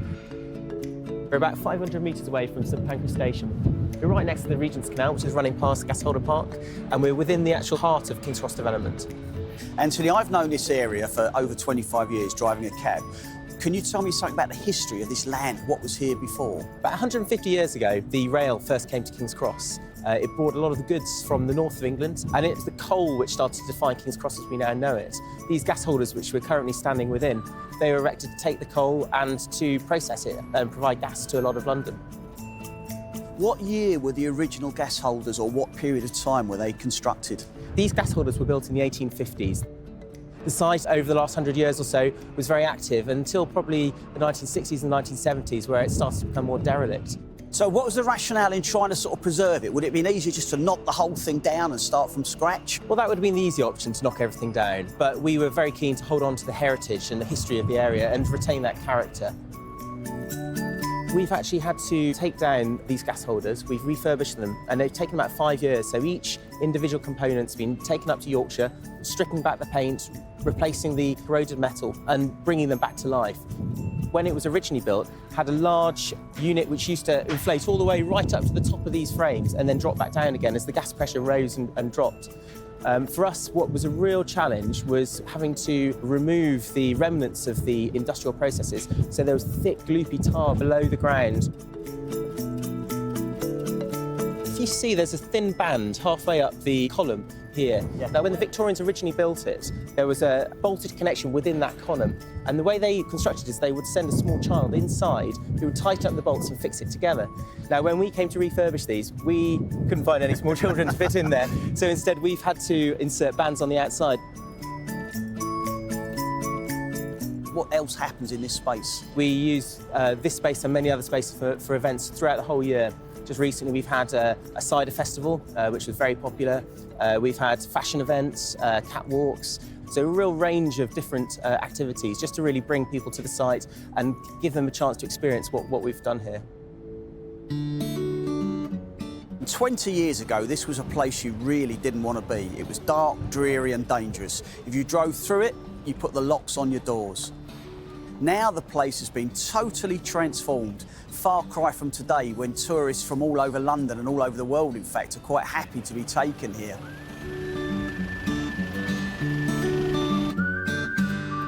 Granary Square itself was actually a canal basin, and the 1,000 water jets are actually a reminder of its past. It is surrounded by various different heritage buildings.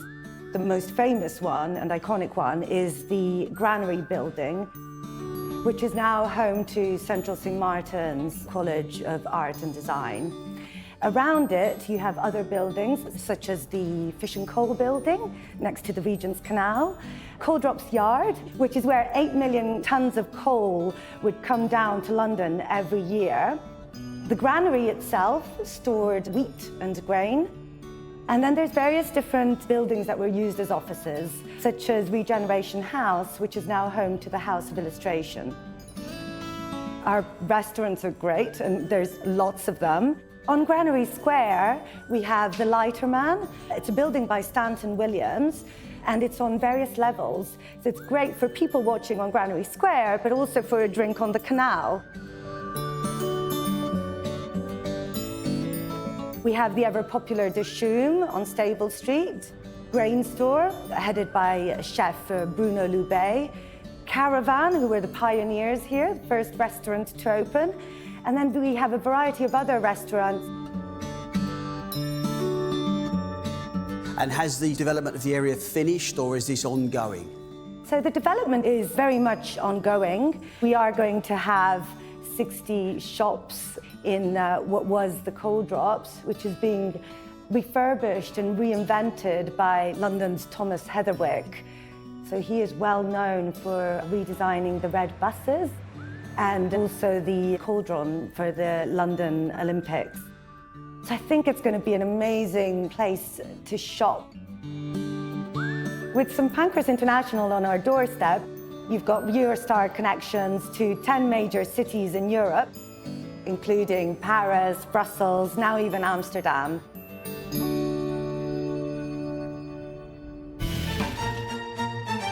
You think you know London? Well, guess again. There are so many incredible gems and hidden histories just waiting to be discovered. In this jam-packed series, we'll take you to every corner of the superb international city that is London, visiting secret local haunts, meeting the people behind them, and unpacking the history of London through their eyes. Hop in and take a ride with us in the London Black Cab and see this fantastic city in the fast lane.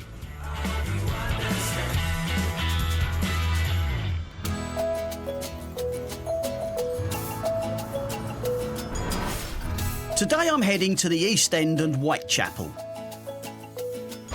A part of London most famous for the Whitechapel murders and Jack the Ripper. The area is rich in history and one of the most multicultural parts of London. The East End was considered the poorest area in Victorian times, but has gradually become one of the coolest. Full of culture with fascinating places to visit, eat and drink. I've come to meet historian David Charnick, who's going to tell me all about Whitechapel's murky and often dangerous past. Well, David, it's good to see you again, and I know you're a knowledgeable tour guide for this area as well as other areas of London. We're sitting here in the council chamber of the Town Hall Hotel, which was formerly, I believe, Bethnal Green Town Hall. That's correct. I have lived 5 minutes away from here, but I don't know that much about the area. What can you tell me? Everything starts to change really in the 1700s. Before then, it's a very rural area. It's a hamlet, and just down the road, a grocer of the city, John Kirby, he had his country house built at Bethnal Green in 1570. Like a lot of people, these big houses appeared close to the city, but in open areas, so courtiers, merchants, that kind of thing, would have their country places here. It all starts to change really in the 1700s when the silk weaving industry comes into the area. In the 1680s, a lot of Protestants fled France because of persecutions from the Catholic government, and the weavers settled on the edges of the city, and that very soon became Bethnal Green's trade. And then it got taken over really by furniture making. Cabinet making, joinery, that kind of thing. That became the dominant industry in Bethnal Green in the mid to late 1800s, really because of the Regent's Canal bringing the timber up from the riverside sawmills. There was a huge growth in the early 1800s. London was expanding to become the great metropolis at the heart of possibly the most extensive empire we've ever known. And with the growth of the docks, with the growth of trade and light industry, it attracted people like a magnet. And suddenly what was a semi-rural hamlet was now a suburb of a thriving city. and very overcrowded and consequently very insanitary as well, with lots of problems that caused. Well, the area has seen a lot of change in the last few decades, but it's an area that's seeing a lot of regrowth and regeneration in the last few years. It's becoming quite a tourist attraction, really. People are coming to Bethnal Green to experience its character and its sort of atmosphere and its diversity too. There's such a mix of if you like, old school London, the sort of fish and chips, pie and mash type London, along with the various traces of immigrant communities over time, and the fairly recent hipster culture that's been coming in and bringing in with it a lot of affluence and new approaches and so on. Now, the East End has a reputation for being grimy and grubby. I think that's starting to disappear, isn't it? The dirty East End, that really is sort of mid to late 19th century when the term the East End actually comes into being in the 1880s, and that's the East End of Jack the Ripper, it's the East End of cholera and typhus and things like this, and private burial grounds being choked up with burials.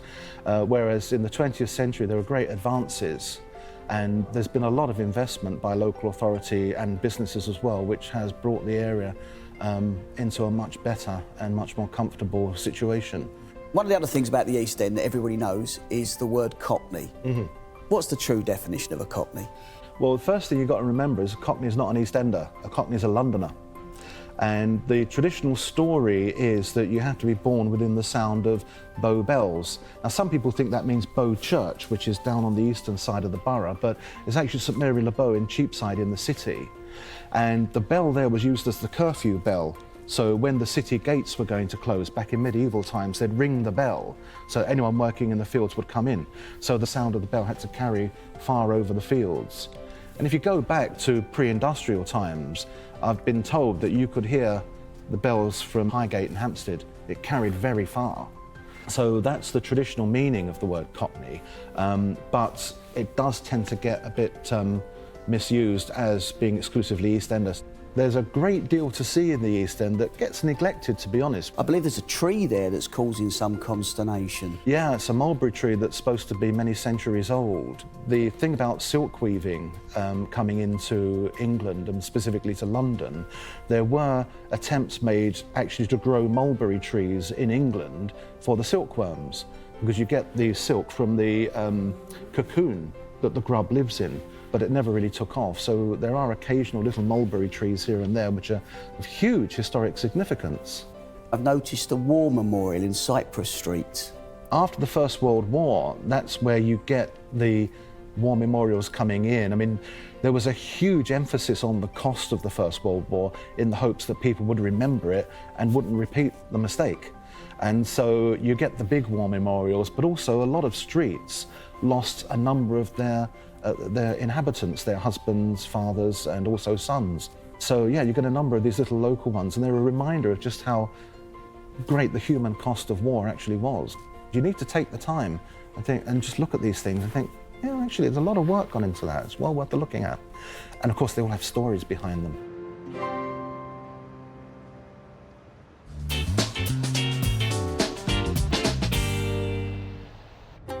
I'm heading to the Museum of Childhood in Bethnal Green, which is part of the Victoria and Albert Museum. Morning, Derek. My name is Rhian Harris, and I have the great privilege of being the director of this extraordinary institution. Can you tell me something about the history of the building first? Well, the building has a wonderful history. If you look at the fantastic architecture behind us, the ironwork in particular was part of the original V&A in South Kensington. After the Great Exhibition in 1851, they built a temporary structure. It lasted for a short period of time. They then demolished that building, but they carried parts of the ironwork to the East End of London to create a new museum. So the museum opened in 1872, and it was called the East London Museum of Art and Science. It continues as a place where all different sorts of exhibitions happen, but not specifically for children or about childhood. From the 1920s onwards, a visionary curator called Arthur Sabin, noticed that there were loads of local kids running around this building and they weren't really engaging with any of the objects on display. So he decided to create a corner specifically for children and encourage various people to donate objects that will be attractive to the children. And he grows this bit of the collection, but it doesn't actually become a proper museum of childhood until 1974, where a very well-known director of the V&A at the time, Roy Strong, creates it as the National Museum of Childhood, and giving it for the first time in its history a clear curatorial remit. Now, the layout of the museum, I believe it's sort of in 4 galleries, so to speak. First of all, there's a gallery called Moving Toys. It's about encouraging children and families to understand about movement and how toys are constructed when they physically move. Could be a simple clockwork toy, right through to quite a sophisticated optical toy. Our second gallery is called Creativity. It's about objects that will encourage creativity in children, will get them excited and interested in doing creative things. And in that gallery, we have examples of children's own creativity, so drawings or works they might make themselves. And then in our third gallery, we call the childhood galleries. And these are essentially a bit more sort of social historical, where we look at the kind of clothes children wore, the kind of objects that are used to care for children historically. And the fourth gallery we have is taken up primarily by our temporary exhibition space. And our current exhibition is called Game Plan. And it's about the history of board games. And there really is something for everybody in that exhibition. It starts off with a game of Senet, that was a very ancient Egyptian game, and it goes right up to date computerized games. But it's all about based on the board. So what we're discovering is families are coming in, you've got grandparents, parents and children all coming together and playing really hard and being really competitive in here. There's also a small bit there, a permanent part of the gallery, that is called Good Times. It's about going on holiday, being by the seaside, joining clubs like Guides and Scouts. It's about the good times of childhood. So what early exhibits have you got here? The earliest object in the museum is an Egyptian paddle doll from 1300 BC. We don't have many things that old, but it is obviously a very old piece and one of the real star objects on display in the galleries. We have a programme where we have various festivals across the year. They often take place outside the museum because we've got fantastic grounds. So we celebrate St George's Day. People from all over the world come to celebrate that festival. We also have a big summer festival. It's a bit like East London's Summer Fete, where everybody comes and enjoys that too. So we have lots of ways to try and make the museum as inclusive as possible. And I think we're lucky because we are both a local community museum, a national museum, and we also have an international profile. It's quite unusual for a museum to stretch from community right through to international. So do you have a favourite item, or do you have somewhere where you tend to go more often? I love so many of them, but if I have to choose, I love the dolls' houses. I think they're incredible. And they teach you about everything, about how people lived, how they interacted with each other, gender divides, class divides, because you've got servants in the household. You've got women that occupy particular spaces, children occupy particular spaces. They're also exquisitely beautiful as well. So you can think about aesthetics and taste from other times. You've got them all completely encapsulated in one small box. And people love them. They are some of the most popular things in the museum. They were actually used partly as status symbols historically to teach young women how to keep house, because they'd be managing, big, huge houses. Yeah, of course. It's only later on, really, when they start to become actual playthings. It's not just about nostalgia, it's about memory and identity. It goes straight through to here, and that's what this museum is really about. It's about connecting with your past. If you're a child today, connecting with who you are today, and then looking forwards.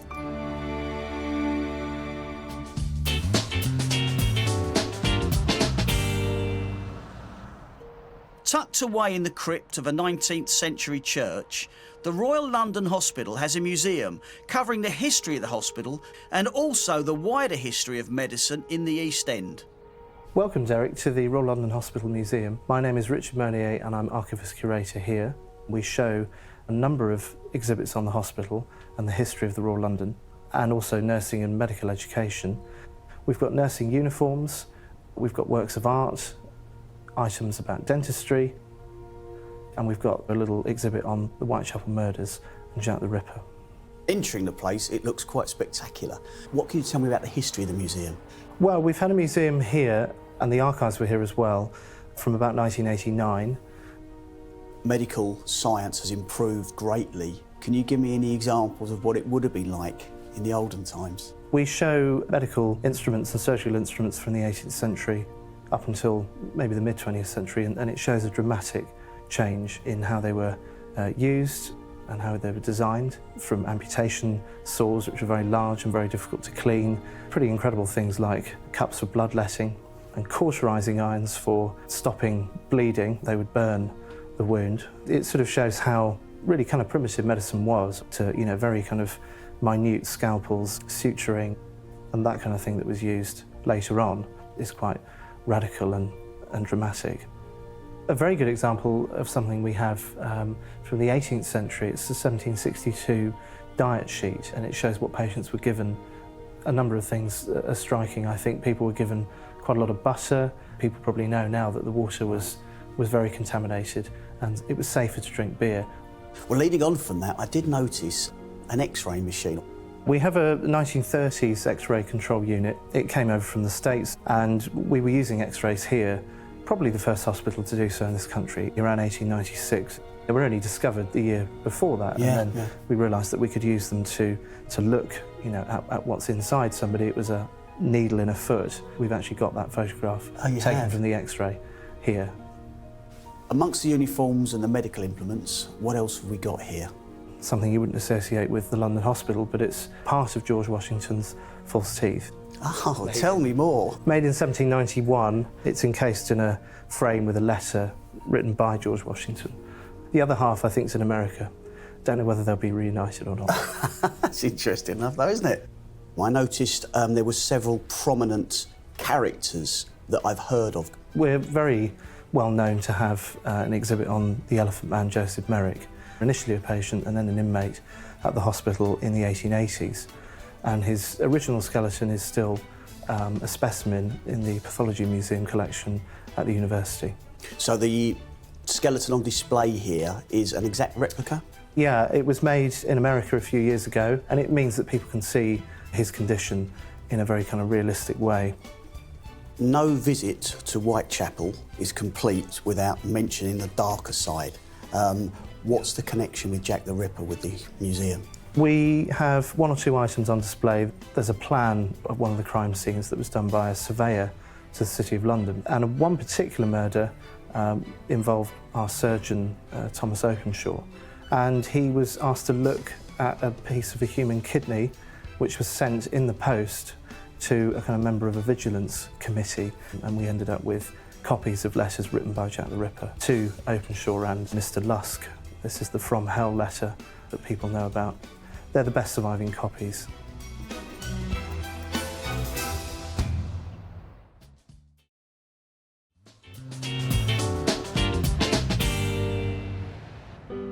Dennis Seaver's house in Spitalfields is a time capsule, portraying the lives of a fictitious family of Huguenot silk weavers from 1724 to the start of the 20th century. My name's David Milne. I'm the curator of Dennis Seaver's house. 18th century silk merchant house in Spitalfields, literally 10 minutes walk from Liverpool Street Station. This house was built 300 years ago during speculation for the new immigrant classes of the Huguenots that came here. So the Huguenots arrived in the late 17th century from France in exile. So they were given free passage to come and settle in this area, and over a period of 100 years, they made Spitalfields one of the wealthiest and powerful silk districts in all the world.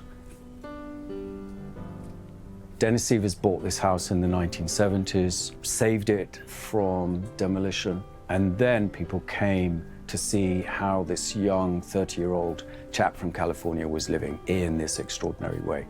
Completely lit by candlelight, heated by open fires, furnished with period fittings, and then he began to create and tell a story of the people that would have once lived within this house and these streets.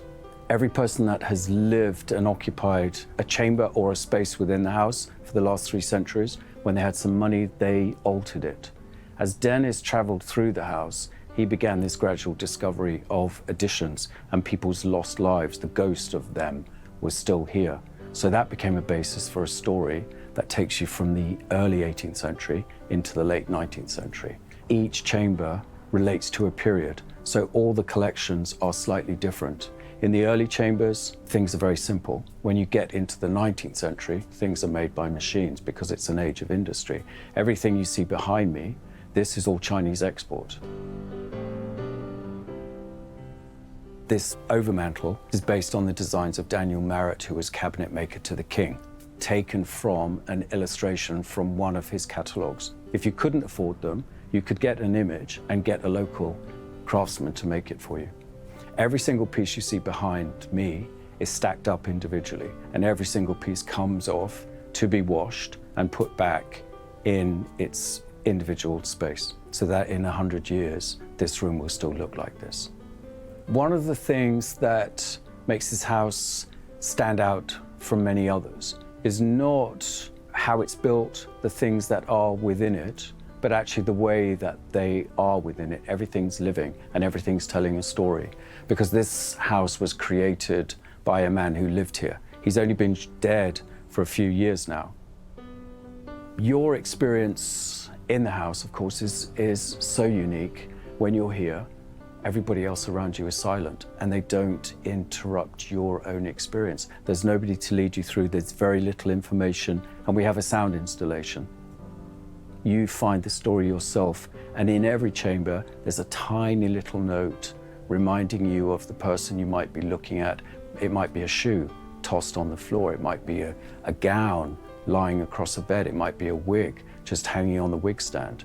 But you look at the painting and see the people of the stories that's unfolding before you.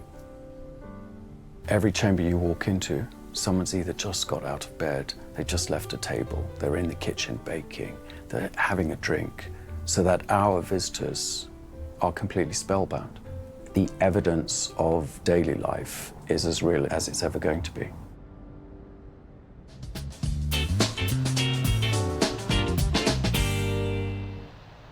At 19 Princelet Street in Spitalfields stands a unique London building. Only open a few days a year, it contains London's Museum of Immigration. Well, Susie, firstly, thank you for inviting me here today. In my 20 years of teaching the knowledge to potential London taxi drivers, this building is an important point that they have to know the location of. We love being on the knowledge. It's very special to us because this is such a special building because it captures so much about the East End of London. It's been here for over 300 years and it was originally first lived in by refugees. The formal title is the Museum of Immigration. It's a Grade 2-star listed building. It's one of the most important heritage buildings in all of London and Britain. How long has it been a museum? It was founded as a museum in the early 1980s. And this is the oldest museum of immigration in all of Europe. It was the first ever to be founded. Could you tell me something about the previous occupants of the building? The first ones were a family named Augier, and they were French Protestants, and they had fled from France as refugees, hiding their children so they couldn't be found by soldiers. And these French Huguenots were very dominant in this area. About 90% of the people living in these streets were French-speaking Huguenots. And this Augier family made beautiful silk fabric. That was very, very important in this area. But the Huguenots also found a great deal of discrimination. People in the city didn't always want to give jobs to newly arrived Huguenots, even though they were very skilled workers. A lot of French Huguenots had to take much more badly paid, low-skilled jobs just to survive. Could you tell me about anybody else who sort of followed them on? Because I know the area changes dramatically. Well, people came from all over the world to this area, but there were certain really big waves of migrants. The Irish, people coming to find work, people fleeing from famine, finding a home here. Then people coming from Eastern Europe, Jewish people fleeing from religious discrimination, coming to find a new home and safety here. And then after the Second World War, you find new waves of migrants coming from parts that had been colonized by the British Empire. So there's always been wave after wave of newcomers to this area, moving through, making their first home here. Can you tell me something about the current exhibition that's here? This exhibition is called Suitcases and Sanctuary, and it was made by local children working with us to explore 6 important waves of migration through this area, from the French Huguenots all the way up to the latest incomers from Somalia and people coming because of later wars. But this exhibition is based upon young people, 9 and 10-year-olds, working with experts to imagine what it's like to be somebody else. It's a museum of ideas, it's a museum of empathy. What is it like to be a person living in a different place, a person with a different colour of skin, a person with a different language, a person with a different religion? It helps us to think about seeing the world through somebody else's eyes. What can you tell me about this part of the building? So 1720, this was the garden of the Huguenot house. And it's 150 years later that a new group of migrants, this time Jewish people coming from Eastern Europe, who built this extraordinary Victorian synagogue. It's the second oldest synagogue in all of London and the very first purpose-built synagogue to be built in the East End. So men and women would have been sitting separately, as they do in many synagogues and mosques today. The men would have been down here, taking part in the service, and the children, of course, also sitting with women upstairs on these gorgeous balconies. This is not only a place of worship, important as that was, it was a place of education and a place of community where people came together away from these difficult, fraught, dangerous working lives. There's an exhibit here which probably has a personal connection for me. Well, you have an Irish background, don't you? And of course the Irish migration story goes back many, many hundreds of years. This picks up on a particular and really tragic part of the story, the Irish potato famine.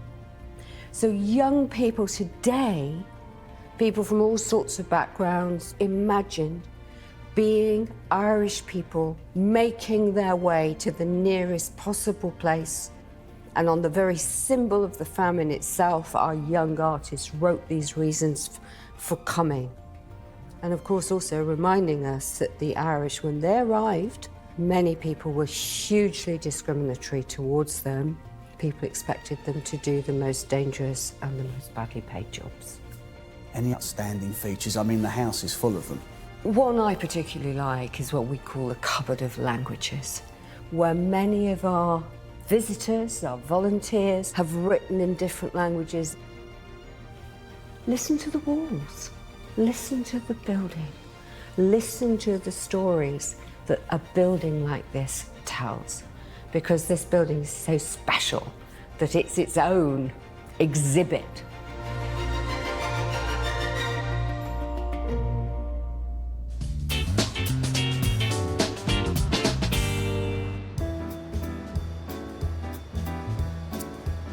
Now, when you're in the East End, the go-to place for a breakfast has got to be Pelicci's Cafe on the Bethnal Green Road.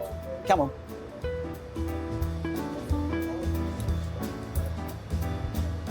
So, Anna, can you tell me a little bit about the history of this place? Of course I will, Derek. So I'm the third generation. My grandparents, Primo and Ellie de Pelicci, started it well over 100 years ago. At the beginning of the 1900s, they came over as a young married couple.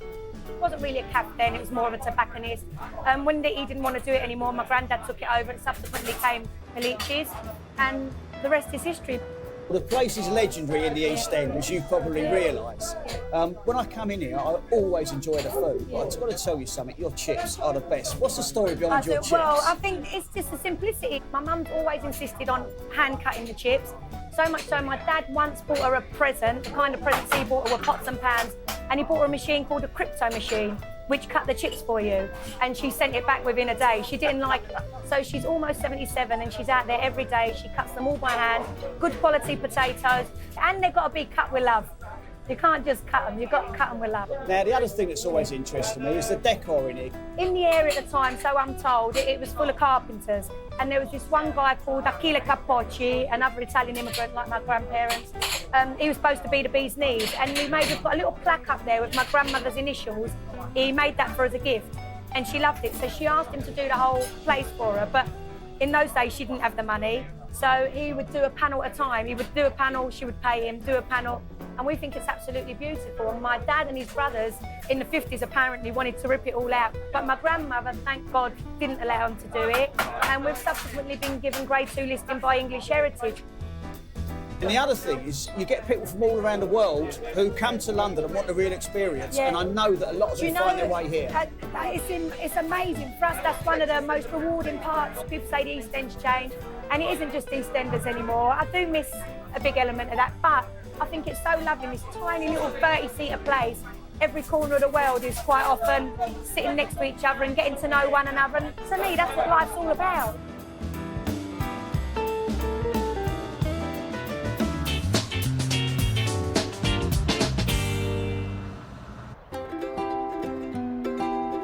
I'm visiting a hotel that was originally the town hall for Bethnal Green. Richard, this is a very, very unique hotel. What can you tell me about the history of the building? So the building was a town hall for the local area until about 20 years ago. It's actually two parts. The first part was actually built in 1910, so that was kind of the Edwardian times, and then the second part was built in 1939, which is more of an Art Deco kind of style. As you walk from one end to the building, the style of architecture kind of changes. Once it stopped being used as a town hall, it started being used as a film location. So we have some movies like Atonement, Lock, Stock, Snatch were filmed here before we kind of got our hands on it. And then within 2 years, we kind of converted it, renovated it, and then opened it up as a town hall hotel this time. I guess it kind of evokes its past while still living in current times. It seems to be different from any other hotel I've been into. So we tried to kind of avoid being that hipster hotel. We want to be true to the area. We tried to be a little bit more personal, a bit more of a boutique sort of space. We kind of wanted to link in and root ourselves with the neighbourhood properly, so we commissioned a group of local artists to work on pieces specific to the building. We work with local designers and craftsmen to try and bring a product that's essentially true to both the history and the future of East London. So, Richard, this room we're sitting in looks very grand. Right now, we're in the De Montfort Suite, which is named after Lord de Montfort. It doubles up as an apartment and an event space. The De Montfort Suite also happens to be London's largest bedroom suite. And what was it in its previous life? So it was initially a council chamber in the first part of the building. We kind of renovated the space and realised we needed a larger apartment for our guests. When we restored the building, we tried to restore it as sympathetically as possible. So we've kept as many features as we possibly could. We have all the original panelling, all the sculptures across the wall and ceiling by Henry Poole. And then, as you can see, the space is actually split over 2 floors, so it's actually a mezzanine room. I presume the rest of the hotel has been sympathetically restored in keeping with this room. As you walk through the hotel, you kind of get all the original features. We have original doors, safes, and everything I guess a town hall back in the day would have had. I love the lobby. It's probably one of my favourite spaces. You have all the original marbling, the marble floors, the columns, and then you have the grand staircase that kind of leads up to one of the artworks by a local artist too. We have 3 event spaces. We have this one, which is De Montfort Suite. Then we also have the council chamber, which is an original council chamber but doubles up as a space for sit-down dinners, meetings, screening room. And then we also have the Bethnal Hall, which is made up of 4 interconnecting rooms. Basically, you have the event, we have the space. We're pretty flexible. We have 2 different restaurants in the building. We have the Typing Room, which is a British seasonal menu-focused restaurant by Chef Lee Westcott. It's kind of sit-down, 5-7 courses. We also have an a la carte option at lunch. And then the second restaurant is kind of the little sister restaurant. It's called the Corner Room. It's used as the breakfast room, also lunch and dinner with more of a bistro-focused menu. We also have the bar, which is essentially a forward-thinking cocktail list by Matt Wiley, whose bar name is Talented Mr. Fox. And he kind of comes up with creative concoctions, which you wouldn't normally find in another bar. We also have a state-of-the-art pool and gym, which is exclusive to guests. What's unusual about the pool is that it seems to have a bit of an optical illusion. When you walk from one end to the other, it seems one side is deeper, but it's actually the same depth throughout. And was the optical illusion an intentional design? It was. It's just a little quirky addition to the design of the pool. Wandering around the building, I noticed a dog in the lobby. The hotel dog, we've only had her for about 1.5 years. Her name's Dizzy, and she's actually a rescue greyhound. She's allowed to roam the hotel freely. Hotel guests can kind of meet her, and she's super friendly. We're one stop from Liverpool Street. We're on the Central Line and about 10-15 minutes from Oxford Street. So although east, it is still pretty central. And then In this area, there's tons of little restaurants and galleries, and it's essentially a hub for people that work within the creative industry, so it's definitely one worth visiting.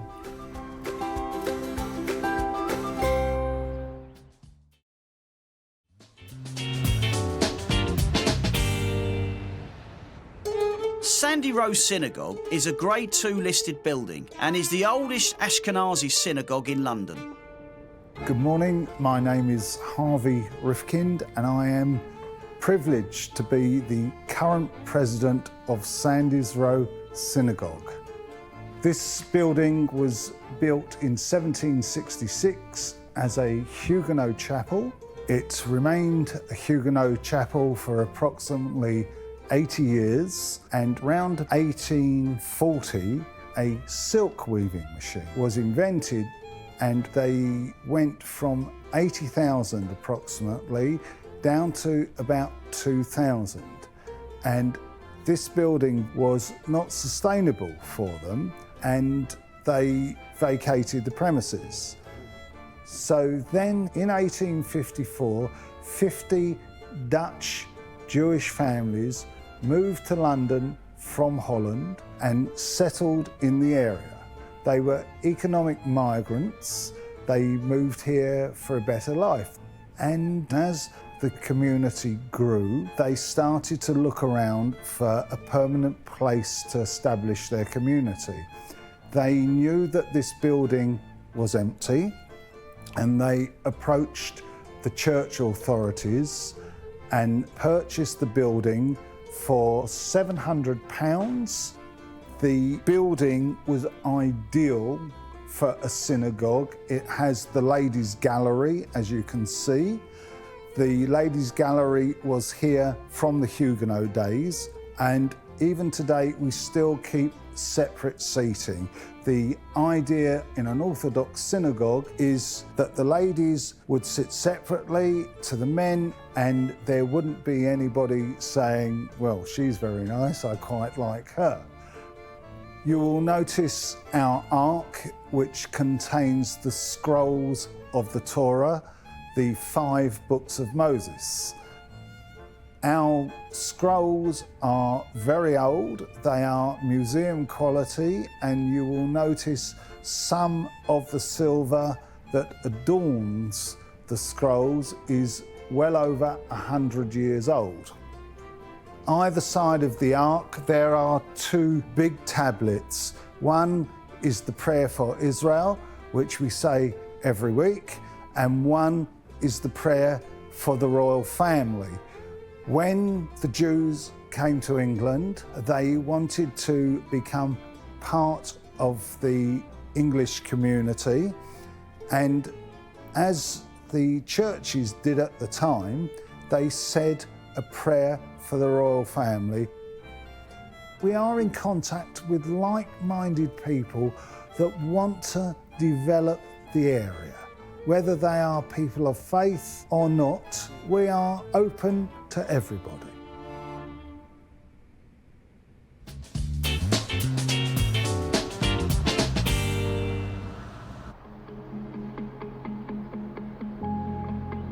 We're here at the Church of St John on Bethnal Green. Let's go inside and have a look.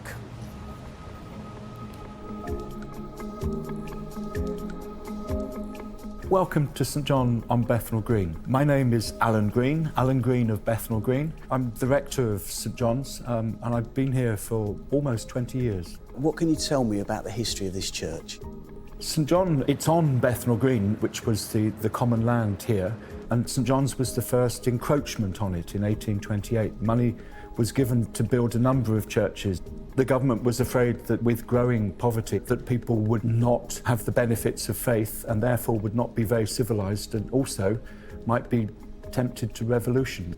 And the architecture of the church? It's designed by Sir John Soane, a major British architect who designed the Dulwich Picture Gallery and the Bank of England. He did 3 churches and this is one of those. Sir John Soane designed this church in a very simplistic way. The very slight edging of the pillars behind me is the clue to the simple way that he built this. He wanted it very plain indeed. And that didn't go down too well with the church as a whole. There was a big fire here in 1870 and the roof burnt off.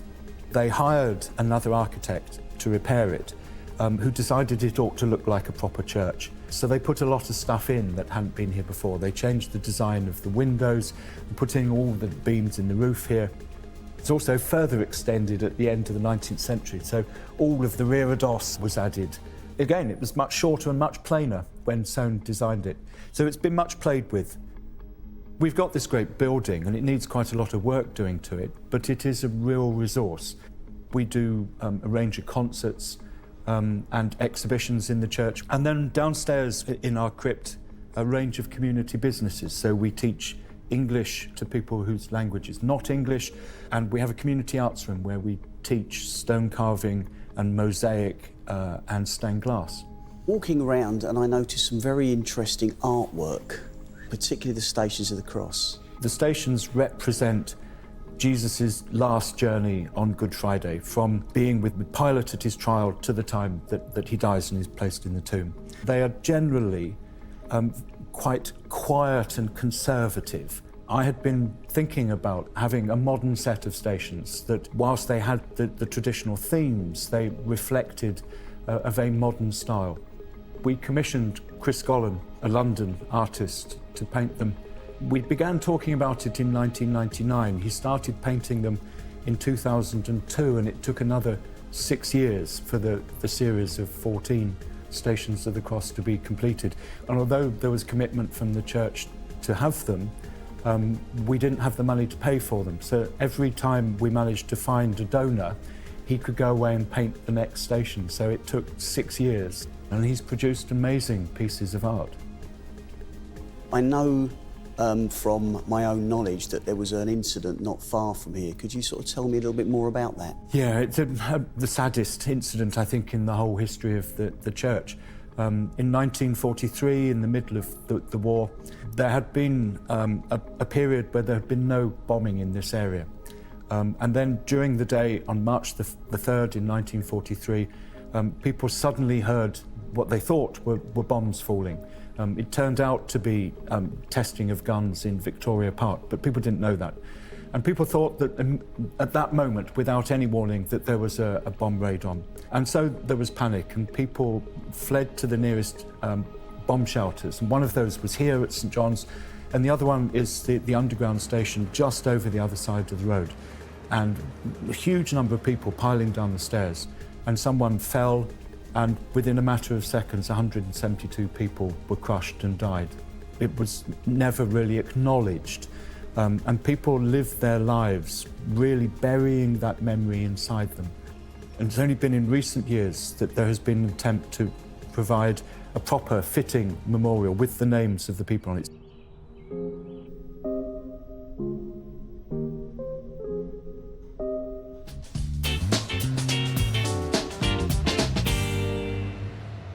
The English restaurant is situated in a dark wood-panelled 17th century townhouse. I'm popping in to take a look. I'm Kay Sinden. I'm co-owner with my husband Peter of the English restaurant. We are the last independent restaurant here in Spitalfields.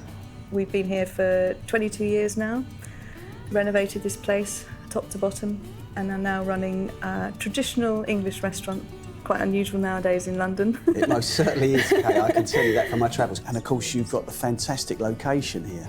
We have. We're right on the edge of Spitalfields Market. We're 5 minutes away from Liverpool Street. What can you tell me about the history of the building? Well, it was built by the 1670s as probably a merchant's house. When you come in the door, the bar looks very lovely now, but when we first bought this building, there was nothing in here. We heard through the grapevine that an old pub was being demolished near St Paul's. Peter went down, asked if he could buy the whole of the inside of the pub. There was lots of material there, the lighting, a lot of the panelling. He said, if you can get me £1,000 by this time, you can have it. So I think he had 2 hours or something to get it. But he did, and luckily, because it just makes such a great space. One of the things I'm just most proud of is the lovely arch made by Peter, which goes between the bar and the dining room. And for 24 hours, he steamed these 2 panels, and using a system of about 24 different clamps on a frame, he got those panels to bend to that shape. And then the little rose in the middle was carved by Johan, our French friend, and it just looks as if it belongs there. And then moving into the dining room, the panelling on the walls, designed by Nicholas Hawksmoor, we got from Christchurch. Unfortunately, the church couldn't use it in their renovations. We refitted it, and the booths were also made out of material from the church, pew seats and other bits of panelling from the back. The staircase, which is done in an incredibly traditional way. It's made in situ, it's an open string staircase. The handrails we made ourselves, but out of oak, which was salvaged from the Savoy Theatre. And then we had our young friend, Johan, sitting down at each one of those panels for a week, carving. At the beginning of the staircase, it's acanthus leaf, and as you move up to the upstairs, we've got tea plant, coffee plant, vine. Moving into what we call the studio. This actually used to be a warehouse for Percy Dalton. None of this roof light was there. We built that from scratch, which was quite a sort of big undertaking. So moving round into the little service area, but most importantly into our private dining room, which is a 17th century room. It's part of the original house. The panelling was mainly there. We did have to replace the panelling on the chimney piece wall. In fact, we built the chimney from that level upwards. It's pretty unusual in London to find such a room, and it just makes a lovely dining room for fairly small parties, up to 16 people. Our menu is quintessentially English. We try to revive Old English dishes. Give me some examples. Well, our sort of signature dish then is our steak and onion pudding. We also do calves liver and bacon, which is very, very traditional. We do fish and chips, we do it really well. And we cook everything from scratch. Terrible habit, but I tend to go to the dessert menu before the mains.